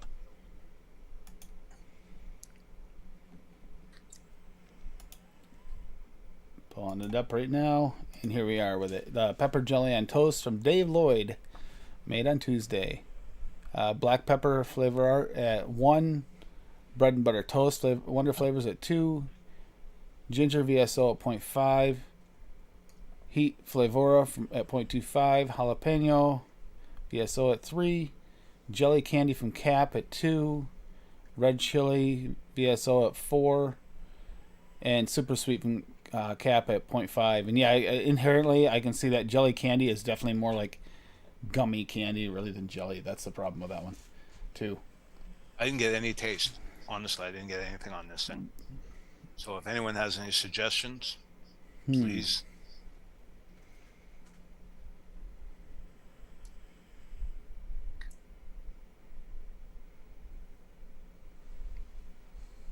I think the concept is really good. It's just that it didn't come together. I have no clue on that one. I wouldn't even know where to start on that one for real. Like 0.2%, possibly brown sugar from VSO, wanted to give it a little more of that darker flavor rather than the heat flavora to bring out some of the darker flavor. See, I wanted the heat because when you have pepper jelly, excuse me, you get that shock, that like a hot pepper taste initially. Yeah, getting that spice taste is difficult. Black pepper, I don't know, maybe that might stay in there, but I just wonder if that might bring that down because the jalapeno is inherently is almost like a fresh jalapeno. Right. You got to bring it down just a little bit to a sweeter level, which is where that little bit of percentage of, and this is a Swaggy taught me this when I tried making my my first rice, Spanish rice, is to add a little bit, just a touch of brown sugar, or bring that down, make it taste sort of like a cooked jalapeno, which is what you kind of want here. Attitude. And maybe instead of jelly candy, maybe try I'm thinking Jammet is actually probably a little bit better to candy jammy wizard. I don't know. It's really tough to get that jelly level layer just right because you want that to feel like a pectin and not like a gummy. It's not quite the same flavor. The gummy inherently has this almost like sweet like layer to it that you don't really want. Red chili, though. Other than that, I mean, it should have a decent flavor coming through. I'm gonna wait and see then, because I tried it off the shake and it got absolutely nothing. So I'm gonna wait a week, see how it is. But I don't think it's gonna come any change. There's nothing in there that should be steeping. Not really. The bread and butter toast maybe a tiny bit.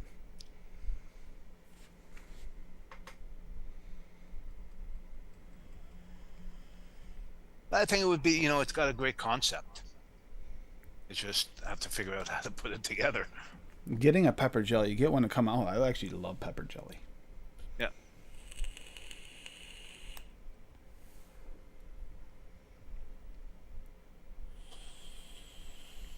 Using those Yeah, fruit Fiddy, I flavors. thought of that to, too. I thought of that too. Yep. Strawberry jam, cover up the. Yeah, that strawberry jam does have the best pectin.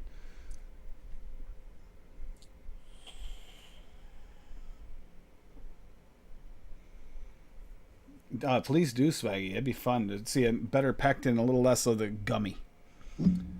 I know it sounds, when you're thinking vape flavors, why are you being nitpicky on the difference between the two? But there is a huge difference when it comes to you trying to make an authentic flavor. If you're inherently not trying to make a red pepper gummy on toast. You're trying to make a jelly, so it's not the same.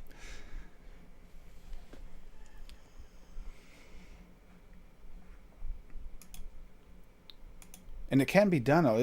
Some of the fruits work really well with it, but I think that's because they have especially with the naturally extracted, they have that like natural real pectin in them. So that might be why they're easier to bend than say a vegetable like a jalapeno or a black pepper.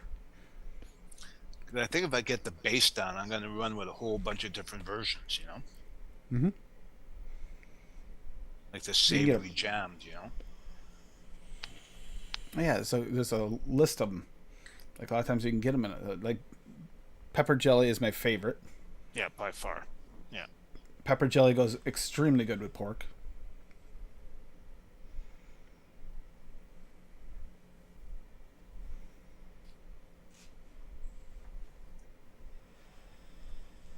Yeah, the black currant. Yeah, jammy. Because that black currant inherently seems to be one of the ones that actually carries black currant and the boysenberry.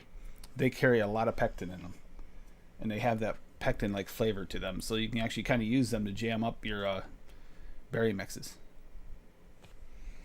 Works really good in a bakery too to make it taste more like a cooked berry.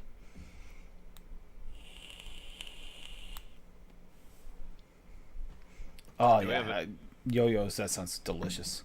Yeah, we have a few farmers markets around here where people make homemade jalapeno pepper jelly and even ghost pepper jelly. Oh, it's so good. That's the last time we had jalapeno pepper jelly was at farmers market down here in town. Yeah, they ask an arm and a leg for a small little bitty ass bottle. It's a little. It was. It's outrageous. It's like, man, I should make this, but it's so much work to make it. Yeah. There's a reason they charge that, but it sucks. But make different kinds of jellies. You just add pectin to your fruit and you're good to go. But with a pepper jelly, you actually have like work to do to get it there. You gotta get all the peppers prepped just right.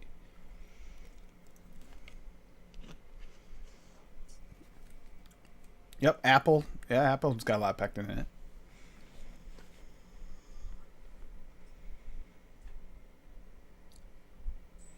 That would be awesome, Swaggy, to get an actual pectin. A lot of people have been talking about jams for a long time and want to make their own.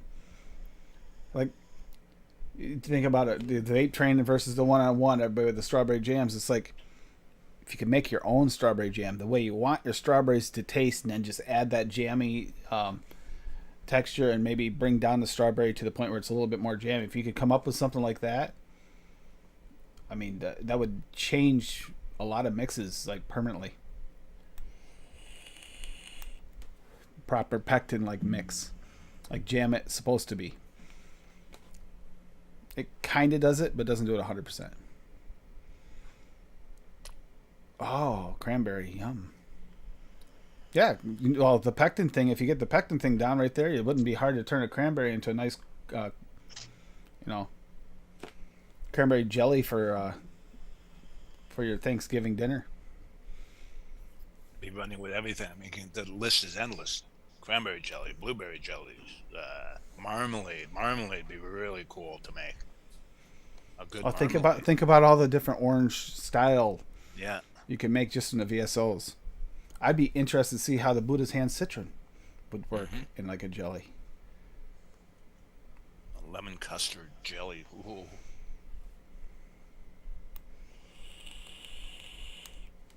Oh, look what I've started.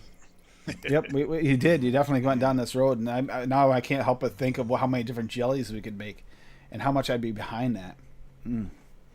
That could be an ADD for me. Oh yeah. You got me thinking it's like Surgel. Y'all heard of Surgel, right? Yep. It's pure pectin is what it is, but it's sour. It's real sour. Yep. It used to make that to make the Knox blocks, which is just a heavy, really thick version of Jello. So you cut them, they're almost rubbery. Yeah. They're borderline a gummy worm in a slab form. But inherently, with a gummy worm that has the pectin flavor more than like a gummy flavor. That gummy flavor, you almost get that like the outside gooey like chewiness, and you're getting that a lot of these supposed jam flavors. You're getting more of that gelled, like not really pectin, but more like hard gel, like casing almost flavor.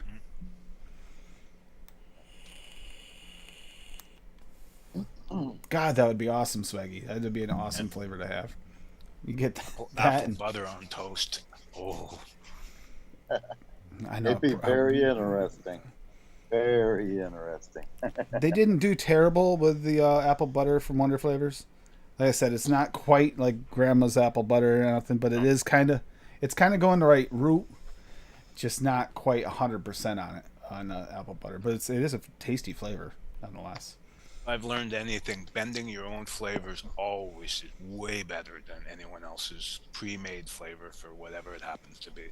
Well, Swaggy's red apple would be almost the perfect flavor for turn into an apple butter. That and his cinnamon, because you could cinnamon it to where you want it to be instead of it, having a pre-mix like apple flavor or apple filling. Great flavor, but you're stuck there. That's like our goal one to start. It's almost like every good apple bakery recipe. That or the country apple. Those are the two most used. I always like it punchy. Any kind of thing like that calls for cinnamon or ginger or allspice or clove or anything. I like it really punchy. Well, have you tried the soul warming cider yet? It's on my order coming. That's punchy. I've had that. That's got some spice. I've had that one shot for years. I still have some in my stash drawer. Concentrate. Yep, it's got some bite to it. Hell yeah. Like if you like that spiced apple cider, that's a spiced apple cider. Oh yeah. But then he came out with the other apple cider that's less spiced. So you have a choice here. You don't have stuck in one route or the other. If you don't like a lot of spice, he has another version. I imagine I should be getting the VSO order from his birthday probably this week sometime, I would guess. Yeah, I saw Anthony Romella got his in. He's pretty happy. He made something with the fig that he's been playing around with. Well, he'll make candies, right? He's going to make something, some kind of candy. He did. He made some kind of weird candy with it. What are you doing? He seems to be enjoying. Yep. Yeah, cornstarch. Yeah, old school way. Good idea. That would kind of make sense. Yeah. Linda. He was the first person to get anything. Was Anthony, because he lives 40 minutes away from Swaggy. He lives close. Yeah, I live 40 hours. That's on a good day. Yeah. Yeah, thickening agent. something that can thicken and jam stuff up properly, like a true jam or jelly.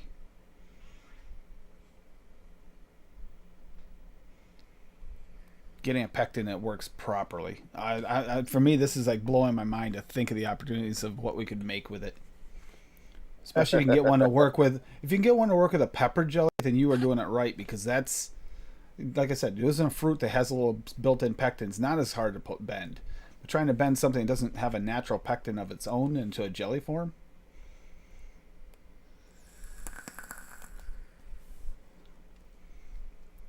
But damn, I'd vape the crap out of it if we could get it. If I could get that flavor.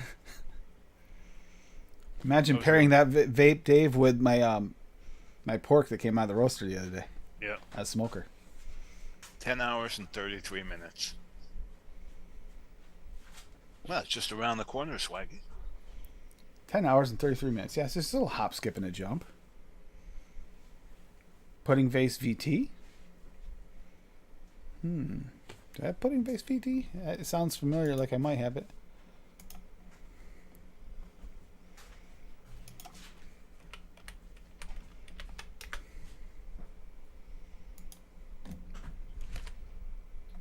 I think Pudding Base. No, I got Xmas pudding from Vape Train. Bread pudding 1-on-1.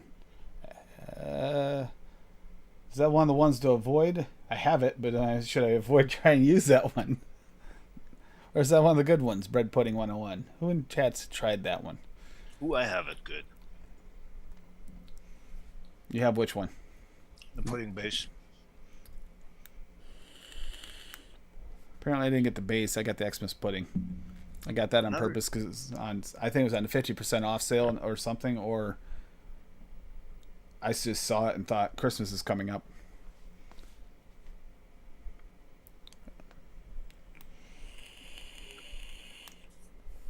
Love figs. A friend, yeah, figs are great. Oh, I had a fig tree in our backyard, and when we first moved in, and man, that sucker grew like wildfire.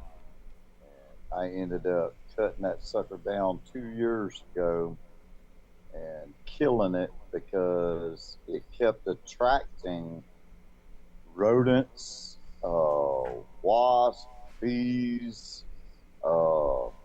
roaches. It was attracting all kind of critters that I wanted to keep away from the house because of all that sweetness and goodness on that tree. So I decided it would just be best I'd just go ahead and kill that thing and stick with my peaches and my apples in my tree, in my yard. Pigs just, they attract too many bugs unless you got them out in the field, a fig tree out in the field or something, I love fig preserves. And I've got a couple fig flavorings, and I've got some old ass recipes using fig. That'd be something that I might jump back into this winter too, next couple months, because it's time for those types of vapes. Yeah, it is. It's getting that time for the weird shit to come out. It's really it's the yeah. best time of year, isn't it? Yeah. Chicken pot pie. There you go. Just finished his chicken pot pie. Did you make a vape to pair with it? Huh? I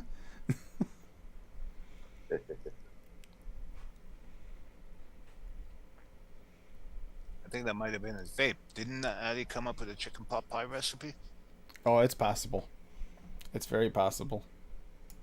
I thought it was chicken and dumplings. Oh, could be, yeah. Oh, Swaggy had. Oh, that's Swaggy's. Swaggy's. Oh yeah, chicken. Swaggy had chicken and dumplings. Yeah.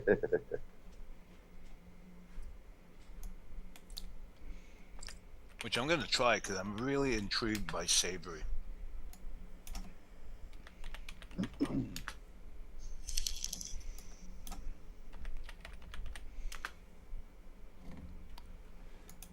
It's fun to see how it works out. I'm looking at Tooney's recipes now to see if he made one. although you probably already answered. Oh, really, Linda? Oh, that's why. I went to order from Fast Tech and I couldn't order. Well, if he did, it's not public on ELR. His last thing he made was yesterday was another butter tart. Oh, that's what I want to make, a mince tart. I was already thinking I got to play more with Swaggy's mints this year. Maybe that's what I'll do. Date square and mince tarts for your Thanksgiving. Hip piece of hip. What's up, Timbers?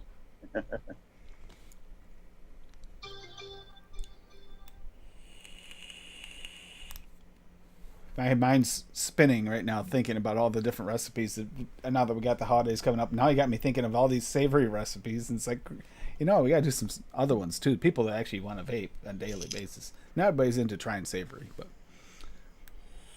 I think that potentially has the most effect on the vaping community if China restricts manufacturing of vape gear. That could yeah, be a big one. yeah, that's been talking about. That's big. Mallory's here tonight already, right? Mallory didn't posted see something her. about Fast Tech the other day. Fast Tech they're using only their stock, and then after that is stock, they're done with their vaping gear. Linda just said that. Yep. I wonder if they're having any sales and stuff, like half off and shit. They don't need to. They'll just sell out of everything they have.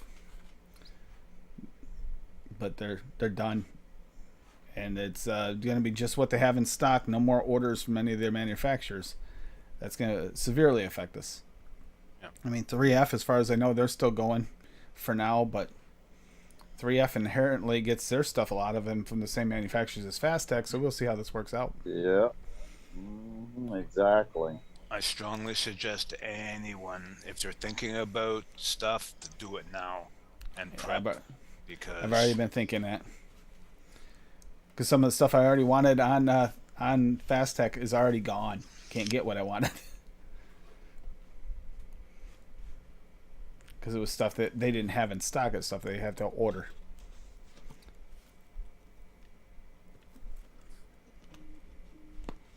Well, Linda, you can't go wrong with Steam Crave. No, nothing wrong with Steam Crave either. I probably have, I don't know, 14, maybe 16 Steam Crave Addies.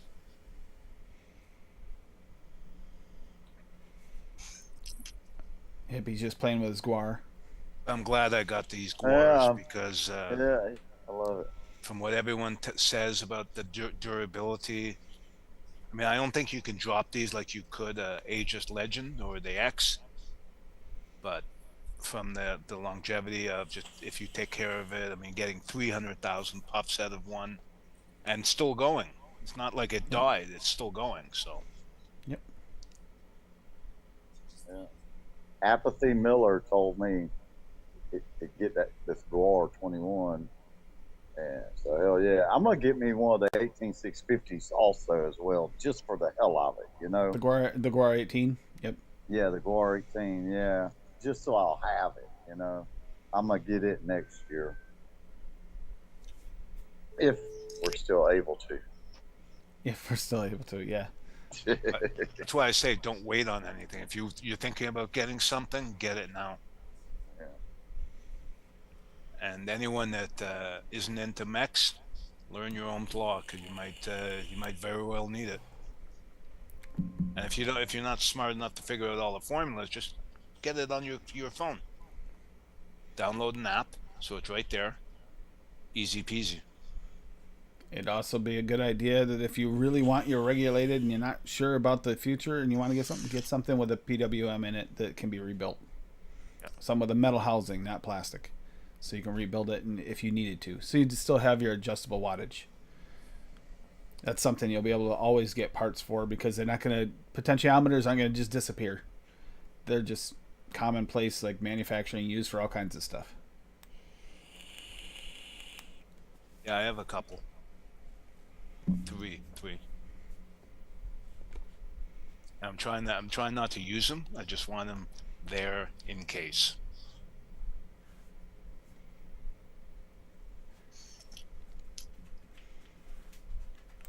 I have Grim Green's the Hexome. Yep. Hexome was the one that you could redo. Yeah. Worst comes to worst, you might not be able to get the original one from the manufacturer, but you can get a replacement that'll work if worst comes to worst. And Don't send worry, it I'll to be somebody. If you can't do it yourself, there's always someone out there. I'm not gonna. Okay, don't You. all everybody send it to You. Addy, but people like You. Addy. You. People like Addy that can fix them. Have been fixing mods for years. There are others in the community that are more than willing.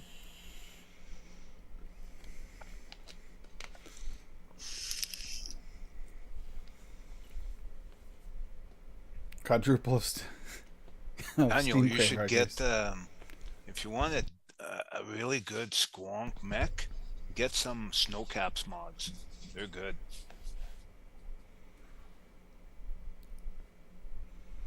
I like them anyways. And Tree of Life. I think Daniel has already Does has he? Snowcap. Okay. Then Tree of Life box mods. They have a couple of squonk models, and they're super duper cool because you can just send any image you want and he'll put it on it. And he actually just released a Hexome potentiometer version. So I was looking at that. I think I might grab one or two of those.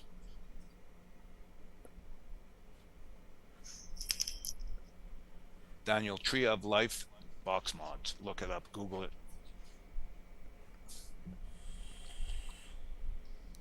$120 orders with them. Wow.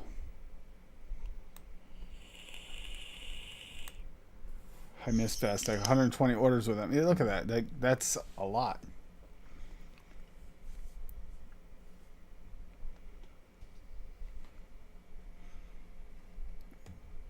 Like, look at when Adam and I were looking at stuff on the Fast Tech and 3F fight sites while we were trying to figure out what to do for MTL stuff. We're looking at all the these things. Now, if I want to get the parts, I can still get the parts for this from 3F, but I can't get them from Fast Tech anymore. They're already all gone. There's a couple of bridges left, but they're not even any good ones. Better off just ordering them directly from 3F for now. If who was it just said that? Someone just said something about 3F just now. Well, 3F won't be far behind, I'm sure. How could they? You know. Fee was asking if you tried 3F. 3F, yeah. Yeah, we've gotten stuff from them. I've ordered from both sites in the past. It takes a little while. 3F has actually been faster at the shipping anyway than Fast Tech. I know a lot of people have a hate on mesh decks, but if I was going to get a borrowed device, I would get the new Kylan RBA mesh deck. That looks cool. Let's see. Anybody else put any new ones in today? Because you can still. Nope.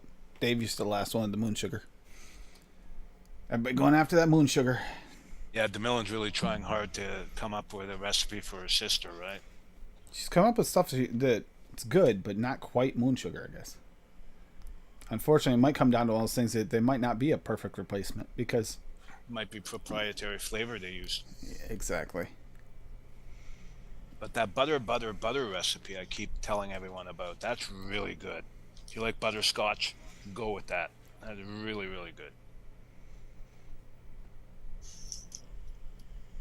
I mentioned the recipe in my video. Yeah, you did. I saw that. Thank you. That was so cool. Yeah. Yeah, because it's so funny because I have a recipe called My Butter Baby. My butter baby. Yeah, it's a butterscotch babe. And, you know, you were talking, you know, a couple weeks ago, you started, you know, get an old recipe and see if you can make it better. So he mentioned his butter, so I'm going to see if I can make my baby butter better. Say that 4 times in a row. Baby butter better. Inspired by Daniel. Inspired by Daniel Vapes. Yeah. Ever since I got my hands on that VSO butter and the butter raw, Daniel the Vape Man. oh, so good. It is so good. It adds so much to the recipe. Really, really good.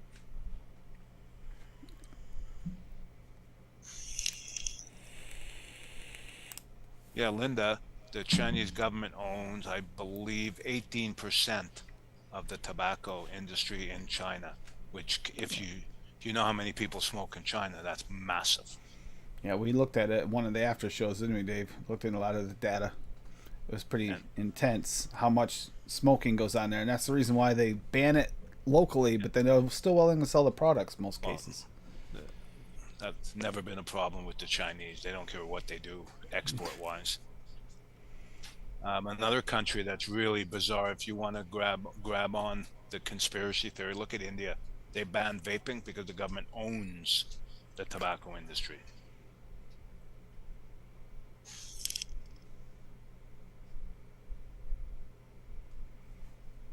It's really sad when governments care more about money than they do the people. And how do you respect It the is. government? How can you respect a government that cares more about money than people? That's that. And it's very sad. It's very, very sad when you can't trust your own politicians. I know we all joke about politicians being douchebags and this and that. I'm the first one to call them that. But it is so disheartening to think that we can't trust politicians. And it doesn't matter. Anyone that says, oh, in my country it's conservative and liberals, yours it's Democrat and Republican. But it's neither.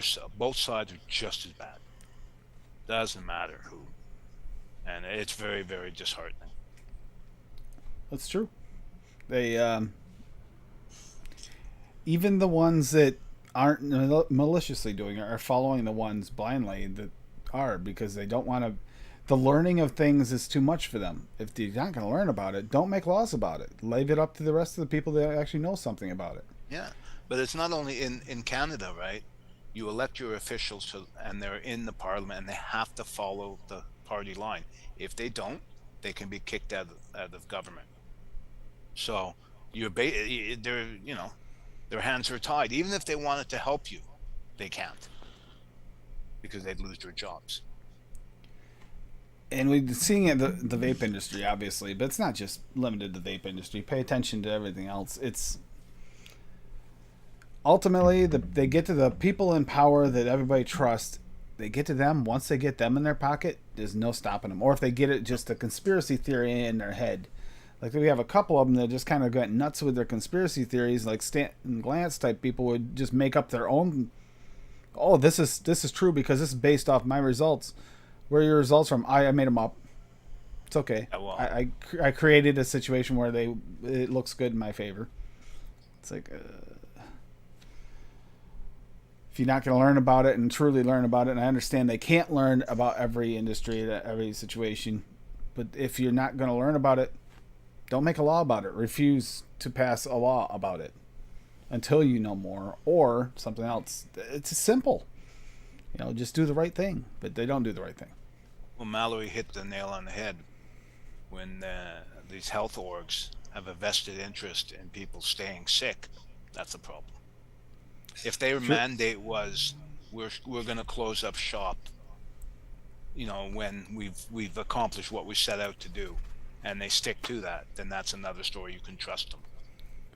But Well, that's the reason the Truth Organization's still there, is because if they go away, then, any anti thing, or even cancer organizations, they can't really have cancer go away, or they don't make money. that's Neither the does thing. the pharmacy. Their mandate should not be set up in such a way that they benefit. You know what I They mean? should have something as a backup plan. Okay, when we finish this, we go to this. Not, we don't have an enemy, let's make up one type thing. And it's not just vape. Like I said, it's other things. I dread the day if they ever go after. They have tried to go after coffee in the past. Remember? Every now and then you watch coffee go like, oh, today it's good for you. Oh, tomorrow it's bad for you. And coffee and eggs kind of float on that, like bouncing back and forth. Right. Oh, they're really bad for your cholesterol. Oh, but they're not bad for your cholesterol. Wait a minute. You just said last week. Wait a minute. Can you keep on the same page so I know what I'm talking about here? I don't know anymore. Yeah. I honestly don't.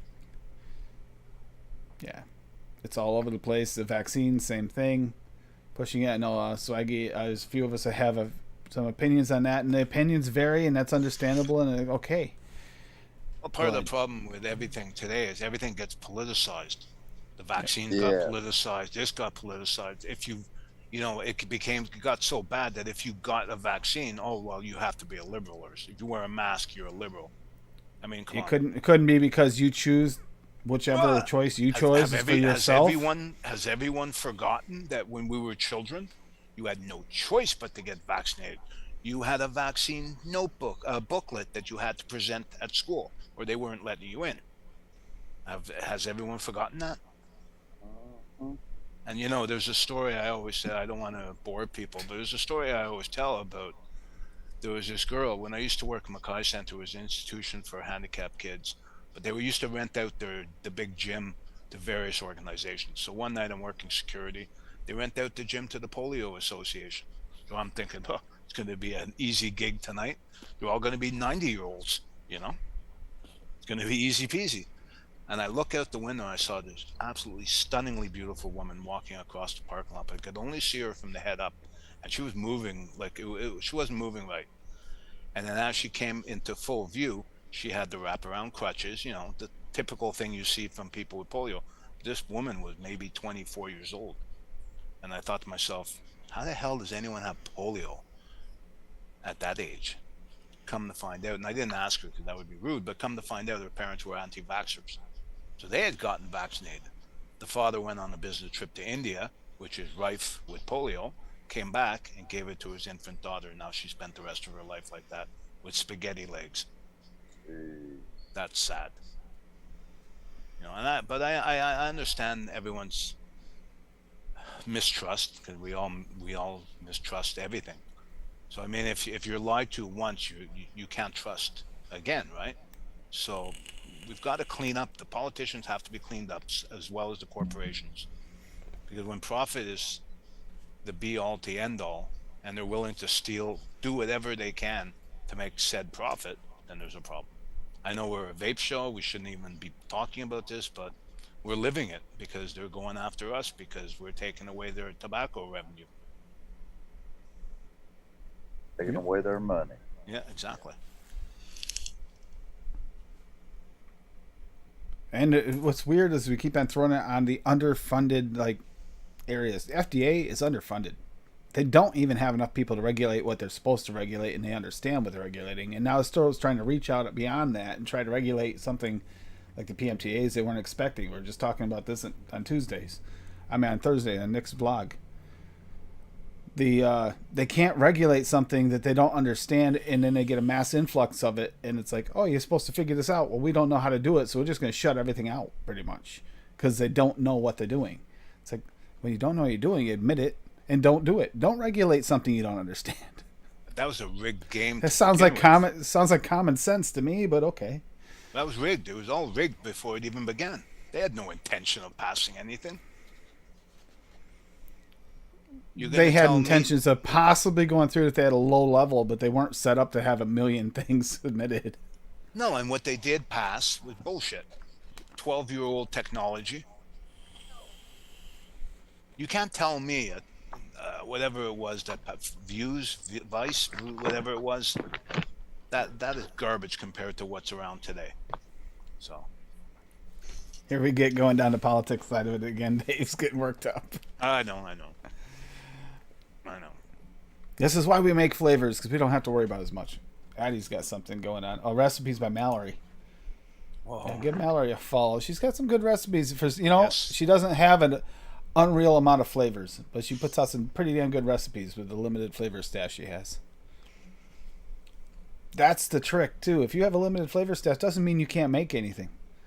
You just have to, sometimes go with, a more basic mix. Or if you're going after a specific thing, maybe you have it. I know Mallory has a few different flavor profiles she's went after. Her butter pecan there, the butter pecan pie I made was pretty good. Yeah, it was very good. Very, very good.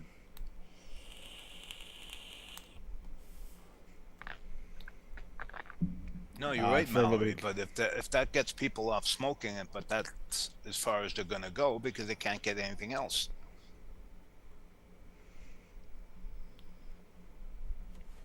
Yes, we still need to focus on the first thing, and that's trying to help people that are smoking get off smoking. It's harder now because they believe in the mass hysteria, because the mass hysteria is pushed nonstop. Netflix yesterday. How many times did I yell at my TV? We had Netflix on for like 2 shows, and all I did the whole time is yell at the TV for every damn commercial that came on because they're all anti-vape. I had a conversation with a lady. I was standing in line today before the grocery store Ooh, opened, not and I was Netflix, you vaping. boob. And this lady was smoking, and she Hulu. started to ask me questions.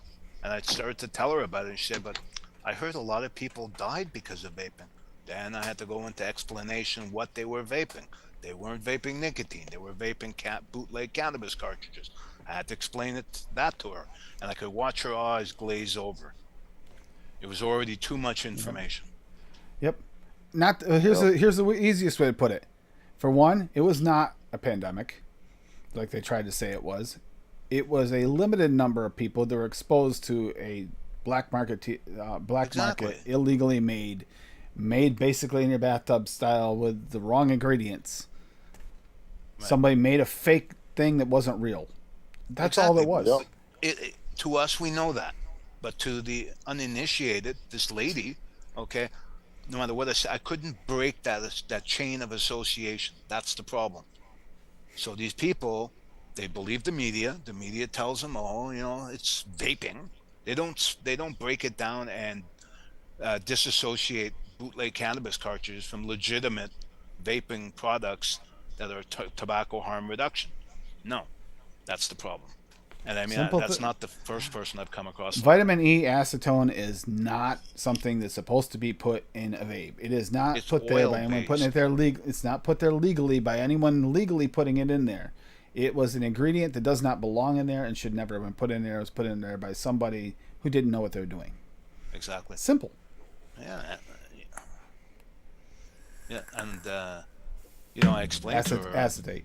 I explained to her why Acetate. the vitamin E, because she said, "But vitamin E is not dangerous. It is if it's oil based and you go to vapor, it creates lipoid pneumonia."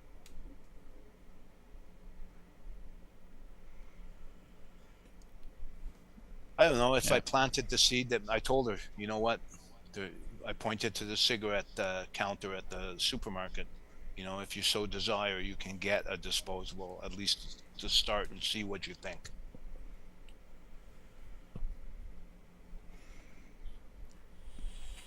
It sucks, but it's hard. It makes it harder for us to try and help people because it's just they hear so much of the negativity. Exactly. And the negativity keeps it simple. All the percentages. You mean these percentages you made up? Oh yeah, but it's okay because it's easy to remember percentages. And they've painted us all of the people that want to help. And I'm not even a non-existent little cog in the wheel, but people like Grim Green and many, many others, even if they want to help, their hands are tied, because if the moment we hand over e-juice to someone, we're breaking the law. We are. And I mean, this is on a live stream, so I probably shouldn't be saying that, but we are. Even if our intentions are to help these people not smoke deadly cigarettes, we break the law by doing that. And they'd only be too happy to enforce that law.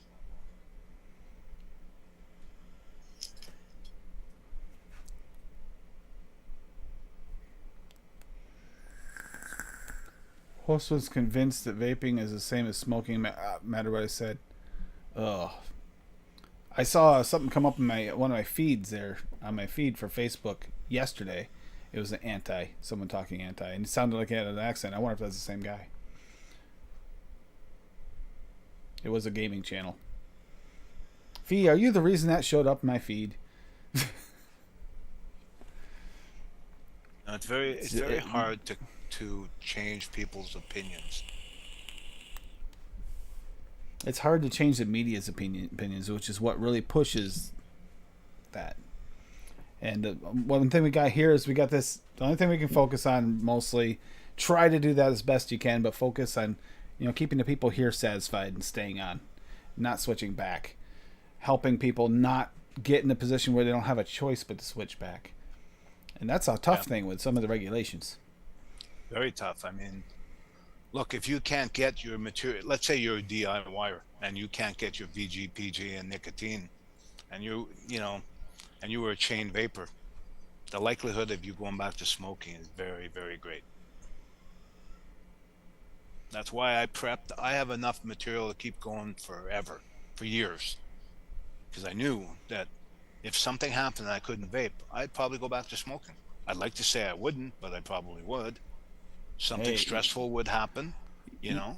you say that you got enough to last you pretty much forever, but you know what? Then you get into something like, you think you're all set, and then, Rocky realizes he's on a 50-gallon drum of milk and honey. That's only going to last him a few months. Yeah. So you might come across a flavor like that you just can't survive without, Dave. It's possible. I think in the VSO honey's getting there for you. If something ever happened to where I couldn't vape anymore, I wouldn't go back to smoking myself, because I'm only at a half milligram of additive, and that's it. You know what I'm saying? I can go all day without even taking a puff. You know what I'm saying? So, Oh, God bless you. I don't think that. Oh, I'd never go back to smoking ever. Those days are gone. They're done. I wish I could say that about myself, but I just love it because the flavorings, and I love to mix and come up with not cool ideas. That's my enjoyment. That's my hobby. for me, it's a lot of it is not so much a nicotine because I'm fairly low nicotine, but it's the hand to mouth, it's the mixing to keep my mind occupied. It's something to do, and building. I love building. I love making wire. I love making coils, and I love putting everything together. Yeah.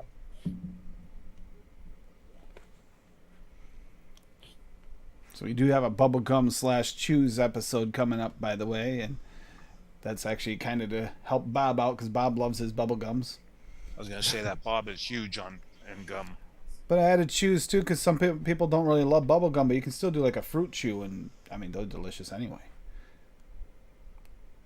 I've got to get into bubblegum more. I haven't mixed a lot of bubblegum.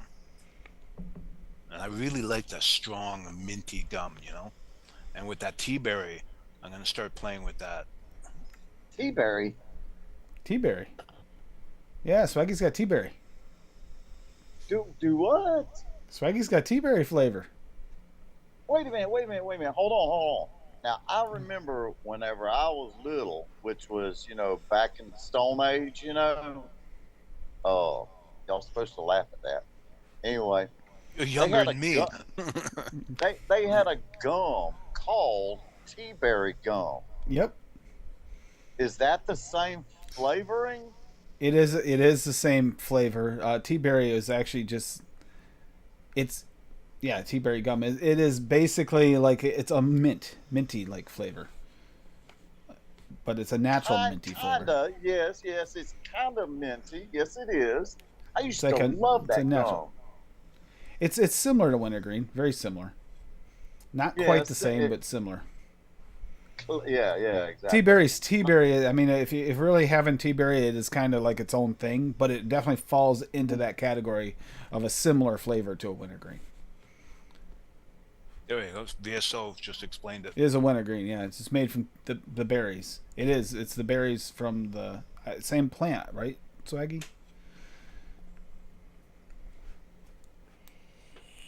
Berry is wintergreen. It is just made from the berries. Yeah.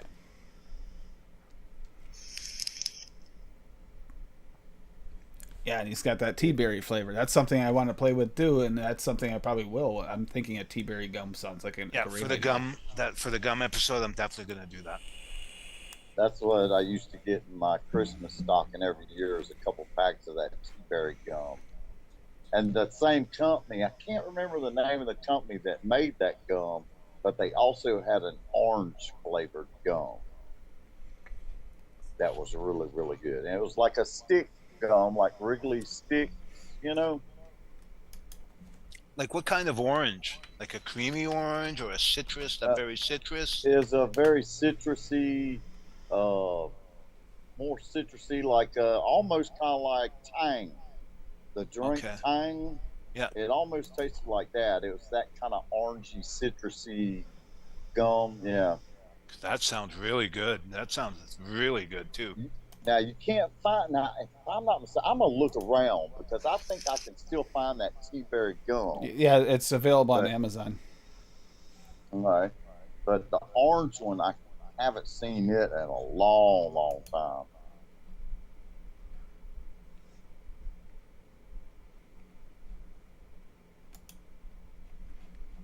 Yeah, like here. Hold on, I'll show you guys. Oh crap! It won't work. Yeah, I can do it. It's not another. But this here, I think this is the one he's talking about. And I believe this is the same brand. It's been around forever. Just tea berry, and it looks a lot like a Wrigley stick gum, but it's not. I don't know if Hippie can see the pictures or not. Probably not. Well, I'm got you on my phone. The YouTube is But on yeah, my phone, but this is what I'm and gonna it probably shoot after when the gum episode. I would love to taste some tea berry. It's kind of like birch tree beer. You know, birch beer. That's an old drink. I love birch beer though. Birch beer was one of my go-tos. That's a very acquired taste. Most people won't go near that. True. Yeah, I mean, but growing up near the border, it was common for us. It's a country thing. That's a country Yep. thing. It's not specific to a like nation. It's a country like out in the boonies. People would make that back in the day when you couldn't go to a corner store and buy a pre-made soda. Yeah, I imagine you could probably take the tea berry, and if you want a different version of if you like have Swaggy's his root beer mix, you could probably use the tea berry in there instead of your wintergreen to give you a little bit different flavor of root beer. yo-yos and rainbows. You said the only tea berry I had tasted like Pepto. In a way, it kind of does taste like a Pepto Bismol flavor in a way. It has that flavor quality about it. But yes, that's the tea berry gum. My speed is real slow on my phone. Sorry about that, Yep. Tim. It Tim, just Tim, No popped worries. up. Tim, can Uh, you post I'm gonna. VSO's recipe? Yep, I'm putting it up right now. But yeah, the VSO root beer. Now here's what it is: caramel from VSO 0.75, ginger 0.25, sarsaparilla at 3, sassafras at 4, stevia at 1.5, vanilla cream at 2, wintergreen at 0.15. Now that wintergreen, you probably could put the tea berry in instead if you just want a little bit different version of a root beer. Give it a try. I'm interested to see what that tastes like in that because some people don't really like that wintergreen bite. Well, the tea berry's a little bit softer, like a little bit softer of a like. It's almost like taking a little of the edge off your wintergreen. So I kind of wonder if that would work really well. But that's how you make VSO root beer if you don't have the VSO root beer, but you happen to have the flavors.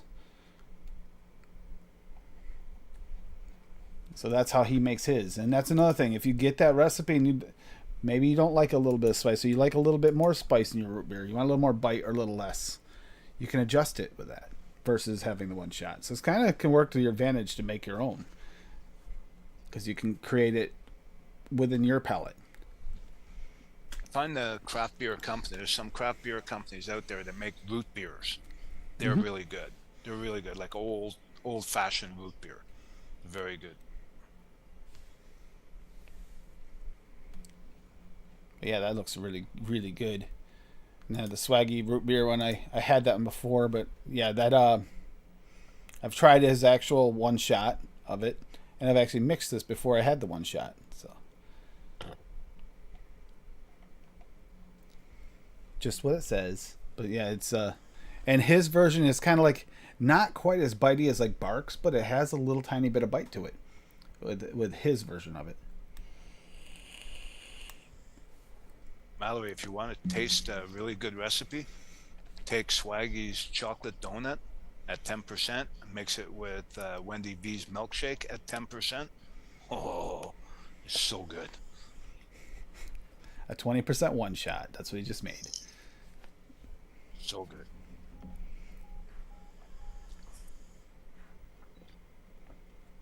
It's always fun to mix these, but yeah, that's on. He actually had that one up on VC, by the way. That's different. I'm not used to seeing swaggy recipes on VC. But there you got the picture of it there.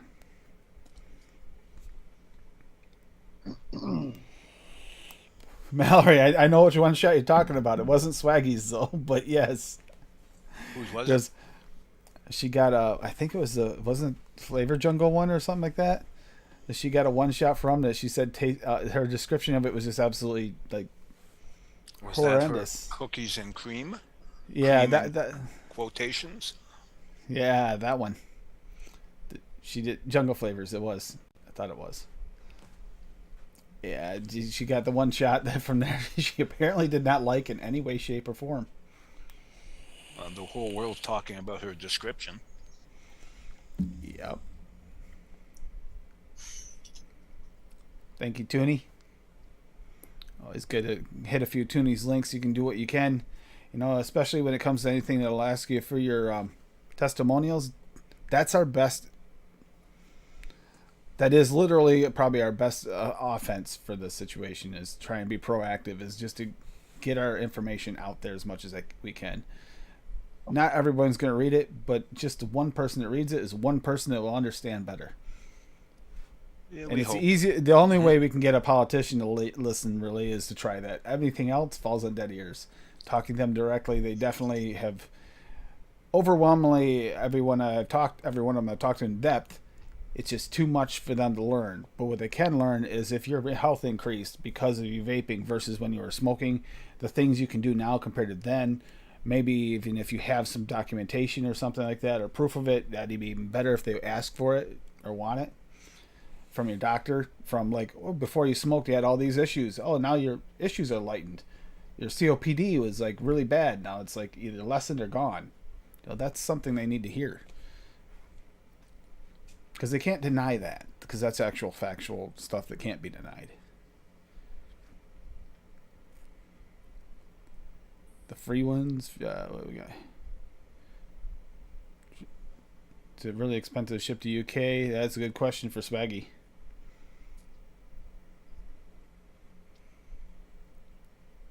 It's not cheap to ship anywhere right now, but try to keep it as fair as possible.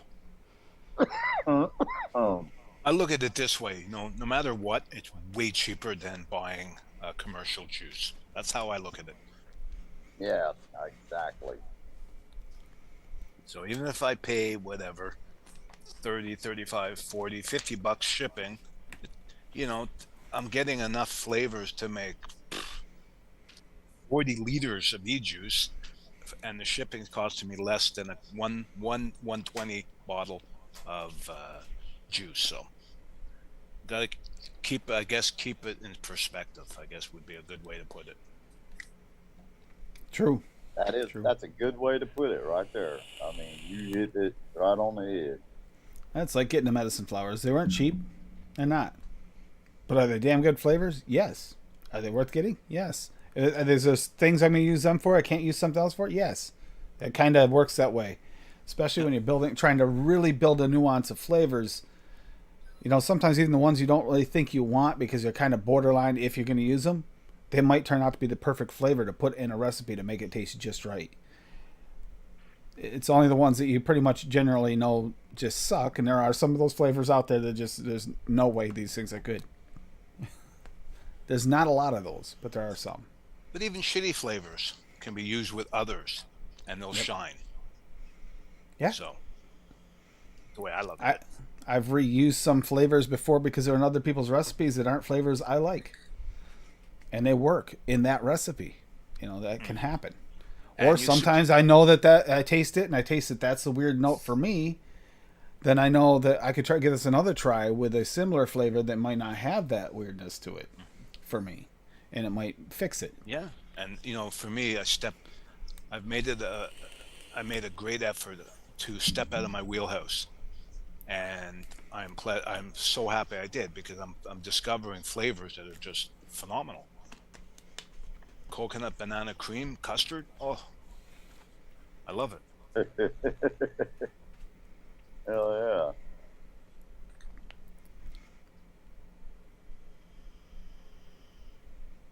yeah. There you go. Shipping quotes, vsoflavors.com. There you go. Mallory, maybe vanilla ice cream from Liquid Barn might help. Unless that's one that you get pepper from, like some of us do. Yeah, But that's even with me, I've gotten to the point where I got used to it enough. It doesn't really bother me anymore. It's weird because I can kind of omit that from my tasting, which is good. But it's not good when I if someone else has that issue. Oh yeah, it's there. I just can deal with it now. Sometimes using enough flavor enough, you can kind of go numb to the negatives of it. That's one of the downsides to if someone's an old school mixer and been mixing for a long time. They can go back to these old bases and stuff and mix them, and they don't taste the off notes because that's what they learned way back when, and it's in their head that that's a good flavor. Whereas someone new comes in and can try it and be like, that doesn't taste right. It's because it's already in your head that it tastes good, and you're used to that flavor. It becomes a comfort flavor. Sometimes. But on the plus side, you're making it, and someone else has been vaping for that long and has had this mix before. They're going to get that nostalgic brain chemical thought process going in, and they're going to be thinking the same thing. Oh, this is really good because it's got that familiar flavor. Familiar flavors to like strawberries. We know what flavors used to be in all the strawberry mixes before. They were all pretty much the same, and your commercial liquids. So if you get any of the mixes that are mixed with those same strawberries, it brings you back to what you're used to and what you've vaped for years.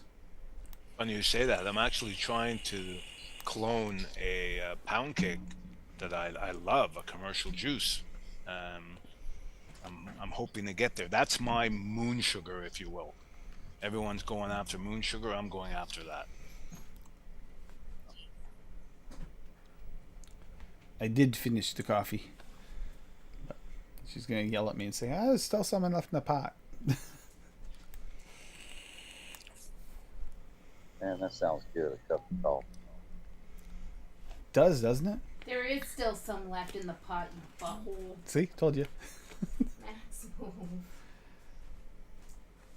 Biggest difference between old and new flavors is the new ones are more complete. Older flavors are more linear.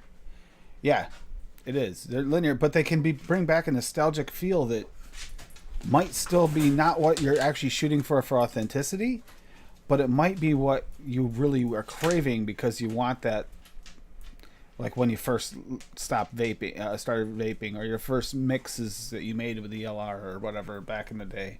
If you've been mixing for a few years, sometimes that just gets in your head and it's like, it's what you were craving, even though you didn't realize it's what you were craving. I've seen people mix a perfect mix that tastes delicious, but it's not hitting it for them because they're looking for something that tastes more like the old liquid they used to vape on a daily basis. ADV. Yeah, like a VSO grape, for instance, it's a true grape flavor, right? But Yep. if you go, they might want that candy, crappy, artificial tasting grape. And God bless them if that's what they want. Yep.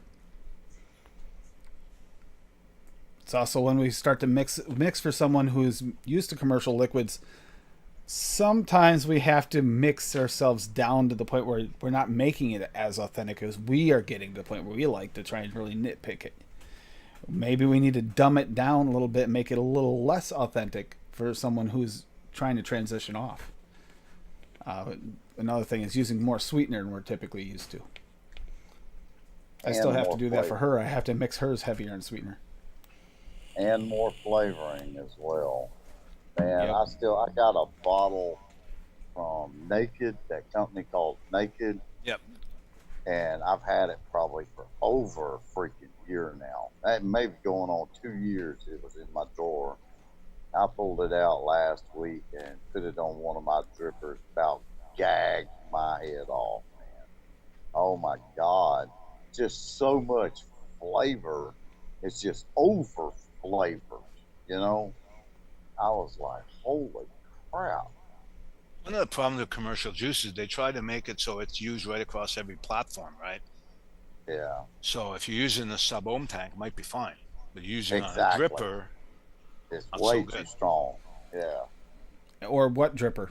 You know, you get a lot of the commercial juices you used to get. If you were using a dripper, you had like a goon or something. So you're used to that goon style flavor. So you're mixing for that goon style flavor. And then you get working up to way to like a Hadley, Bushido, or whatever, any of your single flavor testers or dual coil testers that have the small chamber where you get that potent flavor in your face. Like, well, I don't need all that flavor. But someone who's still vaping on that goon or a sub ohm, they still need that punch of flavor. right. Or like, I know that's one of the reasons why I like it when Bob's on. Bob usually has some decent MTL mixes. A lot of us don't really mix a lot of MTL mixes. Right. Have to actively think about that you have to change your mindset. For one, you want less flavorings. You don't want to go as complex because it doesn't show up. You want flavors that'll push through on that, and you'll kind of have to settle on one or two flavors being your main goal. You're not going to get all the nuances of every mix. Unfortunately, and some things, no matter what you do, you can crank them right up. You won't taste it in an MTL. See, that's one thing. Like Hadley, for instance, the Hadley RDA.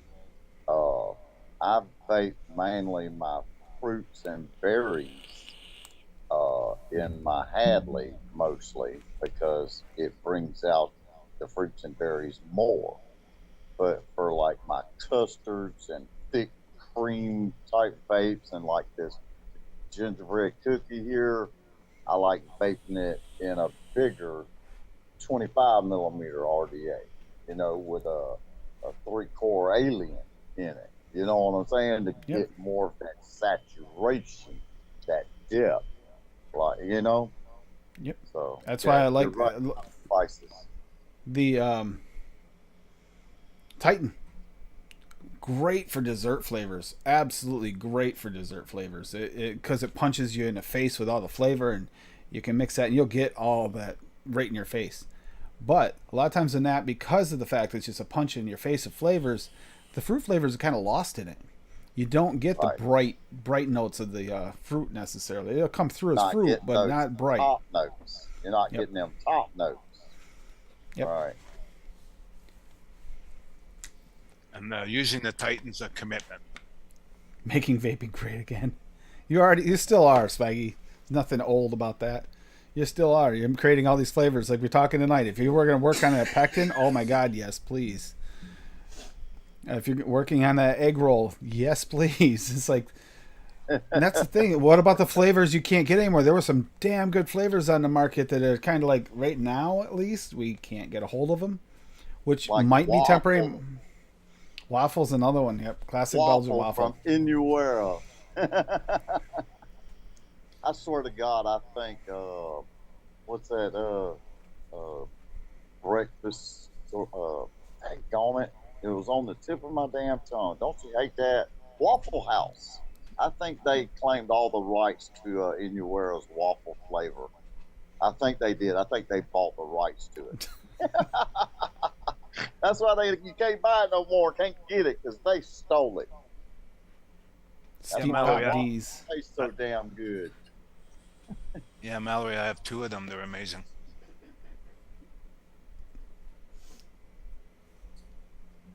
Which one was she talking about there? I missed it. Bonzas. Oh, the Bonzas? Bonza. Yep. It's like I put that. I wanted to see how much is. I saw this on the desk, and it's like, you know what? I know that's really crappy, but I want to see what the yellow will taste like in that. How much different it'll taste. And it's weird because similar to what you were just saying, in here I'm getting all the creams in the GT4 with a single alien in it. And then in here with the mesh deck at 25 watts, I'm getting all the brightness of that pineapple. Like the pineapple's just mostly in my face and just a slight bit of cream behind it. And that one, cream forward with a slight bit of pineapple. It's just like so much different. It's night and day. Oh, for sure. Same Is that flavor. the Typhoon?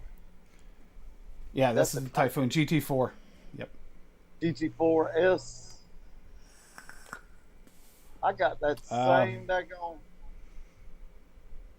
Yeah, that's it. Yeah, I got that same exact RTA. I love that damn thing. You talk about some good flavor, buddy. Does it say made in Germany on the bottom of it Nope, on your I don't think so. typhoon? Mine's a clone. Oh, mine Mine's a says clone. made in Germany on it. It might say it, but it's not really made in Germany. It's made in China. If it's made in Germany, it's got a nice price tag on it. Oh, it wasn't cheap. I can tell you that. Nope. But you know what? If it does it for you, it's well worth it. Yeah, Weirdly, Mallory, and I don't vape too many times on a tank anymore. I hardly ever vape on a tank because I'm always dripping, you know. Yeah. But that Typhoon GTS 4, yeah, it's got good flavor. that's a good, yes. But ironically, like I tried both at once, like Mallory suggested, and I'm just getting the cream. The cream from the GT4 is so much more potent than the pineapple is off that, because it's actually running a lot hotter for starters. So it's pushing. It's being a bully. I drip at home, but I use RTAs when I go out.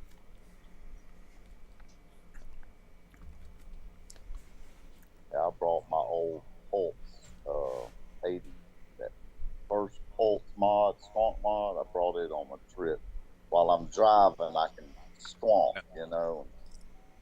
They're good. I have one. They're good. I upgraded mine so it'll do 90 watts. Oh, okay. Ooh, 90 watts. The first one, yeah, 90 watts. It kicks ass.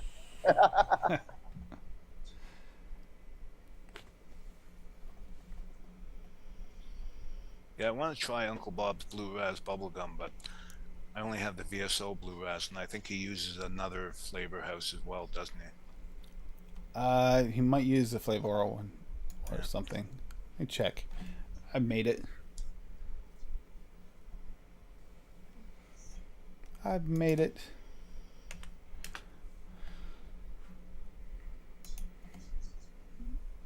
It's also fun to look up Bob's stuff because he has a, oh, it's not gonna come up under West. Yeah, work a lot better if I'm not trying to search through truckers recipes only.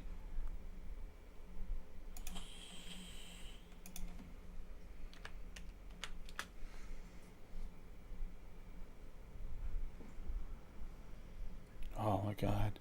Which Boo Raz bubblegum we talking about? Because he's got a few.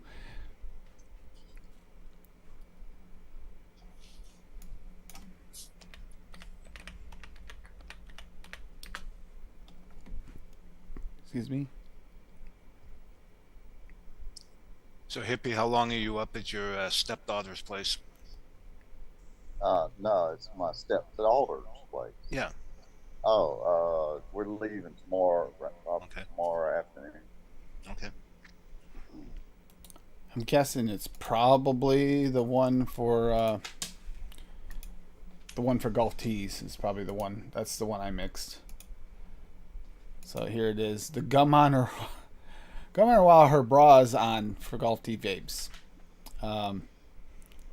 Yeah, Liquid Barn Blue Raz at 3%. I have that ironically. Blue Raspberry Taffy from Nick River at 2%. Blue Raz Flavora at 0.5. Yeah, this has got a lot of Blue Razes in it. There's a lot of them in here. If you haven't been collecting for a while, you're not going to be able to probably get the Liquid Barn one, which I ironically did get. And the Blue Raz Taffy from Nick River as well.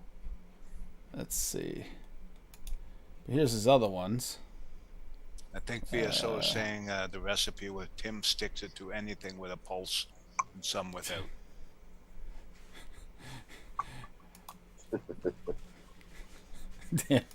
He did a tea-berry gum, by the way. Hippie, he did a tea-berry gum flavor.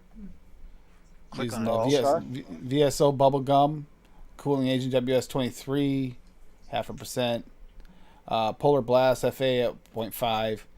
Soft candy base Wonder Flavors at 0.75. Super sweet from VSO at 0.25. Tea Berry Flavor West at 3%. Tea Berry VSO at 3.5%. And Tea Berry Raw from VSO at 0.5. Wintergreen Flavor West at 1%. There's a lot going on there.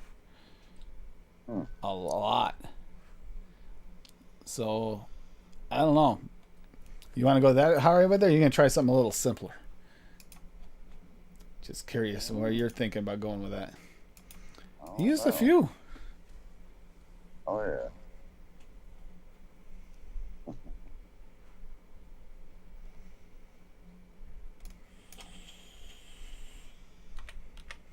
Hey guys, I'm gonna have to go ahead and get on off of here, and All right. I Yeah. didn't want. I can't stay on long. You know what I'm saying? So You're But not yeah, even at thank y'all home. for- Yeah. yeah, I'm not at home. So thanks for This- allowing me to pop in and just say hey to everybody. Nice to have you, hippie. Take care. Have a safe trip home. Thanks All for right, wasting your thanks. conjugal visit. For us to visit with you. Thank you. All right, man. Y'all keep vaping. You too. Good night, hippie. All right, later. y'all. Give Hippie a follow on his channel, by the way. Yeah, appreciate Yes, it. he's Yeah, you're my last one. It's a good one. Dave's All right, already later, discussed it. Peace. y'all. And we'll get headed out here too. Just wanted to. We're having a good night anyway. I enjoyed hanging out with everybody tonight, as always. Some good suggestions.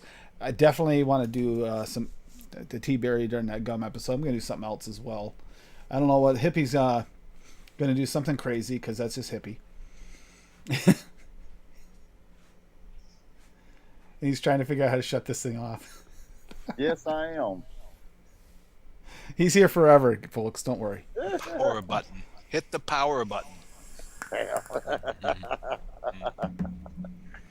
it, dude. Hit the power Oh, button. there it is. I see it now. I see Get it. get man. in the I chopper. see the Get light. in the chopper. No. I see the light. Follow the light. Let me pick something for music on the way out. I did have Swaggy's song A1 on the way in because I just figured, he's been really killing it lately, helping us all out. So, yeah.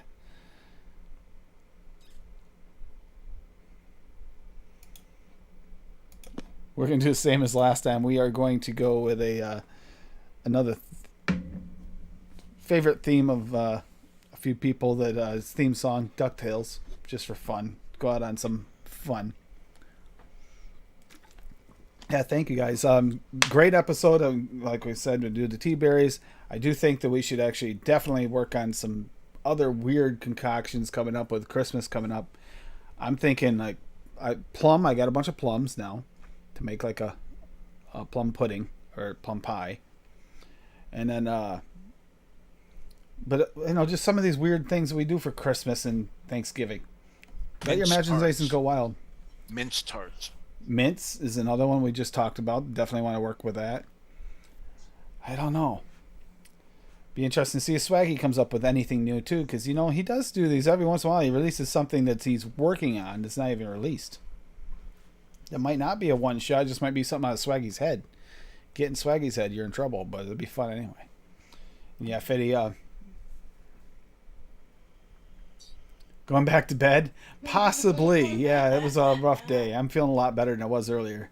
I will say that, I'm a lightweight when it comes to edibles. And when you don't know how many milligrams you're taking, be careful.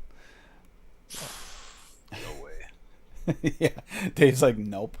Nope. I love you guys very much. Thank you for being here. Thank you for all the mixing you're doing. I love watching everybody's recipes pop up. I've seen a lot of them, even when they're not on the show that I watch. I pretty much get on ELR at least once or twice a day. Obviously, there's a couple others that I haven't. There's a few other mixes I'm working on that I'm going to be released soon that are like 4th or 5th versions. So it's actually going to be really good releases coming up that I've been working on. Coolant and everything. Yeah, he does. But the damn coolant and everything. Yeah, that's Bob. Yeah. Good night, everybody. Enjoy the music on your way out. Thank you, Adam. Good night. Bye.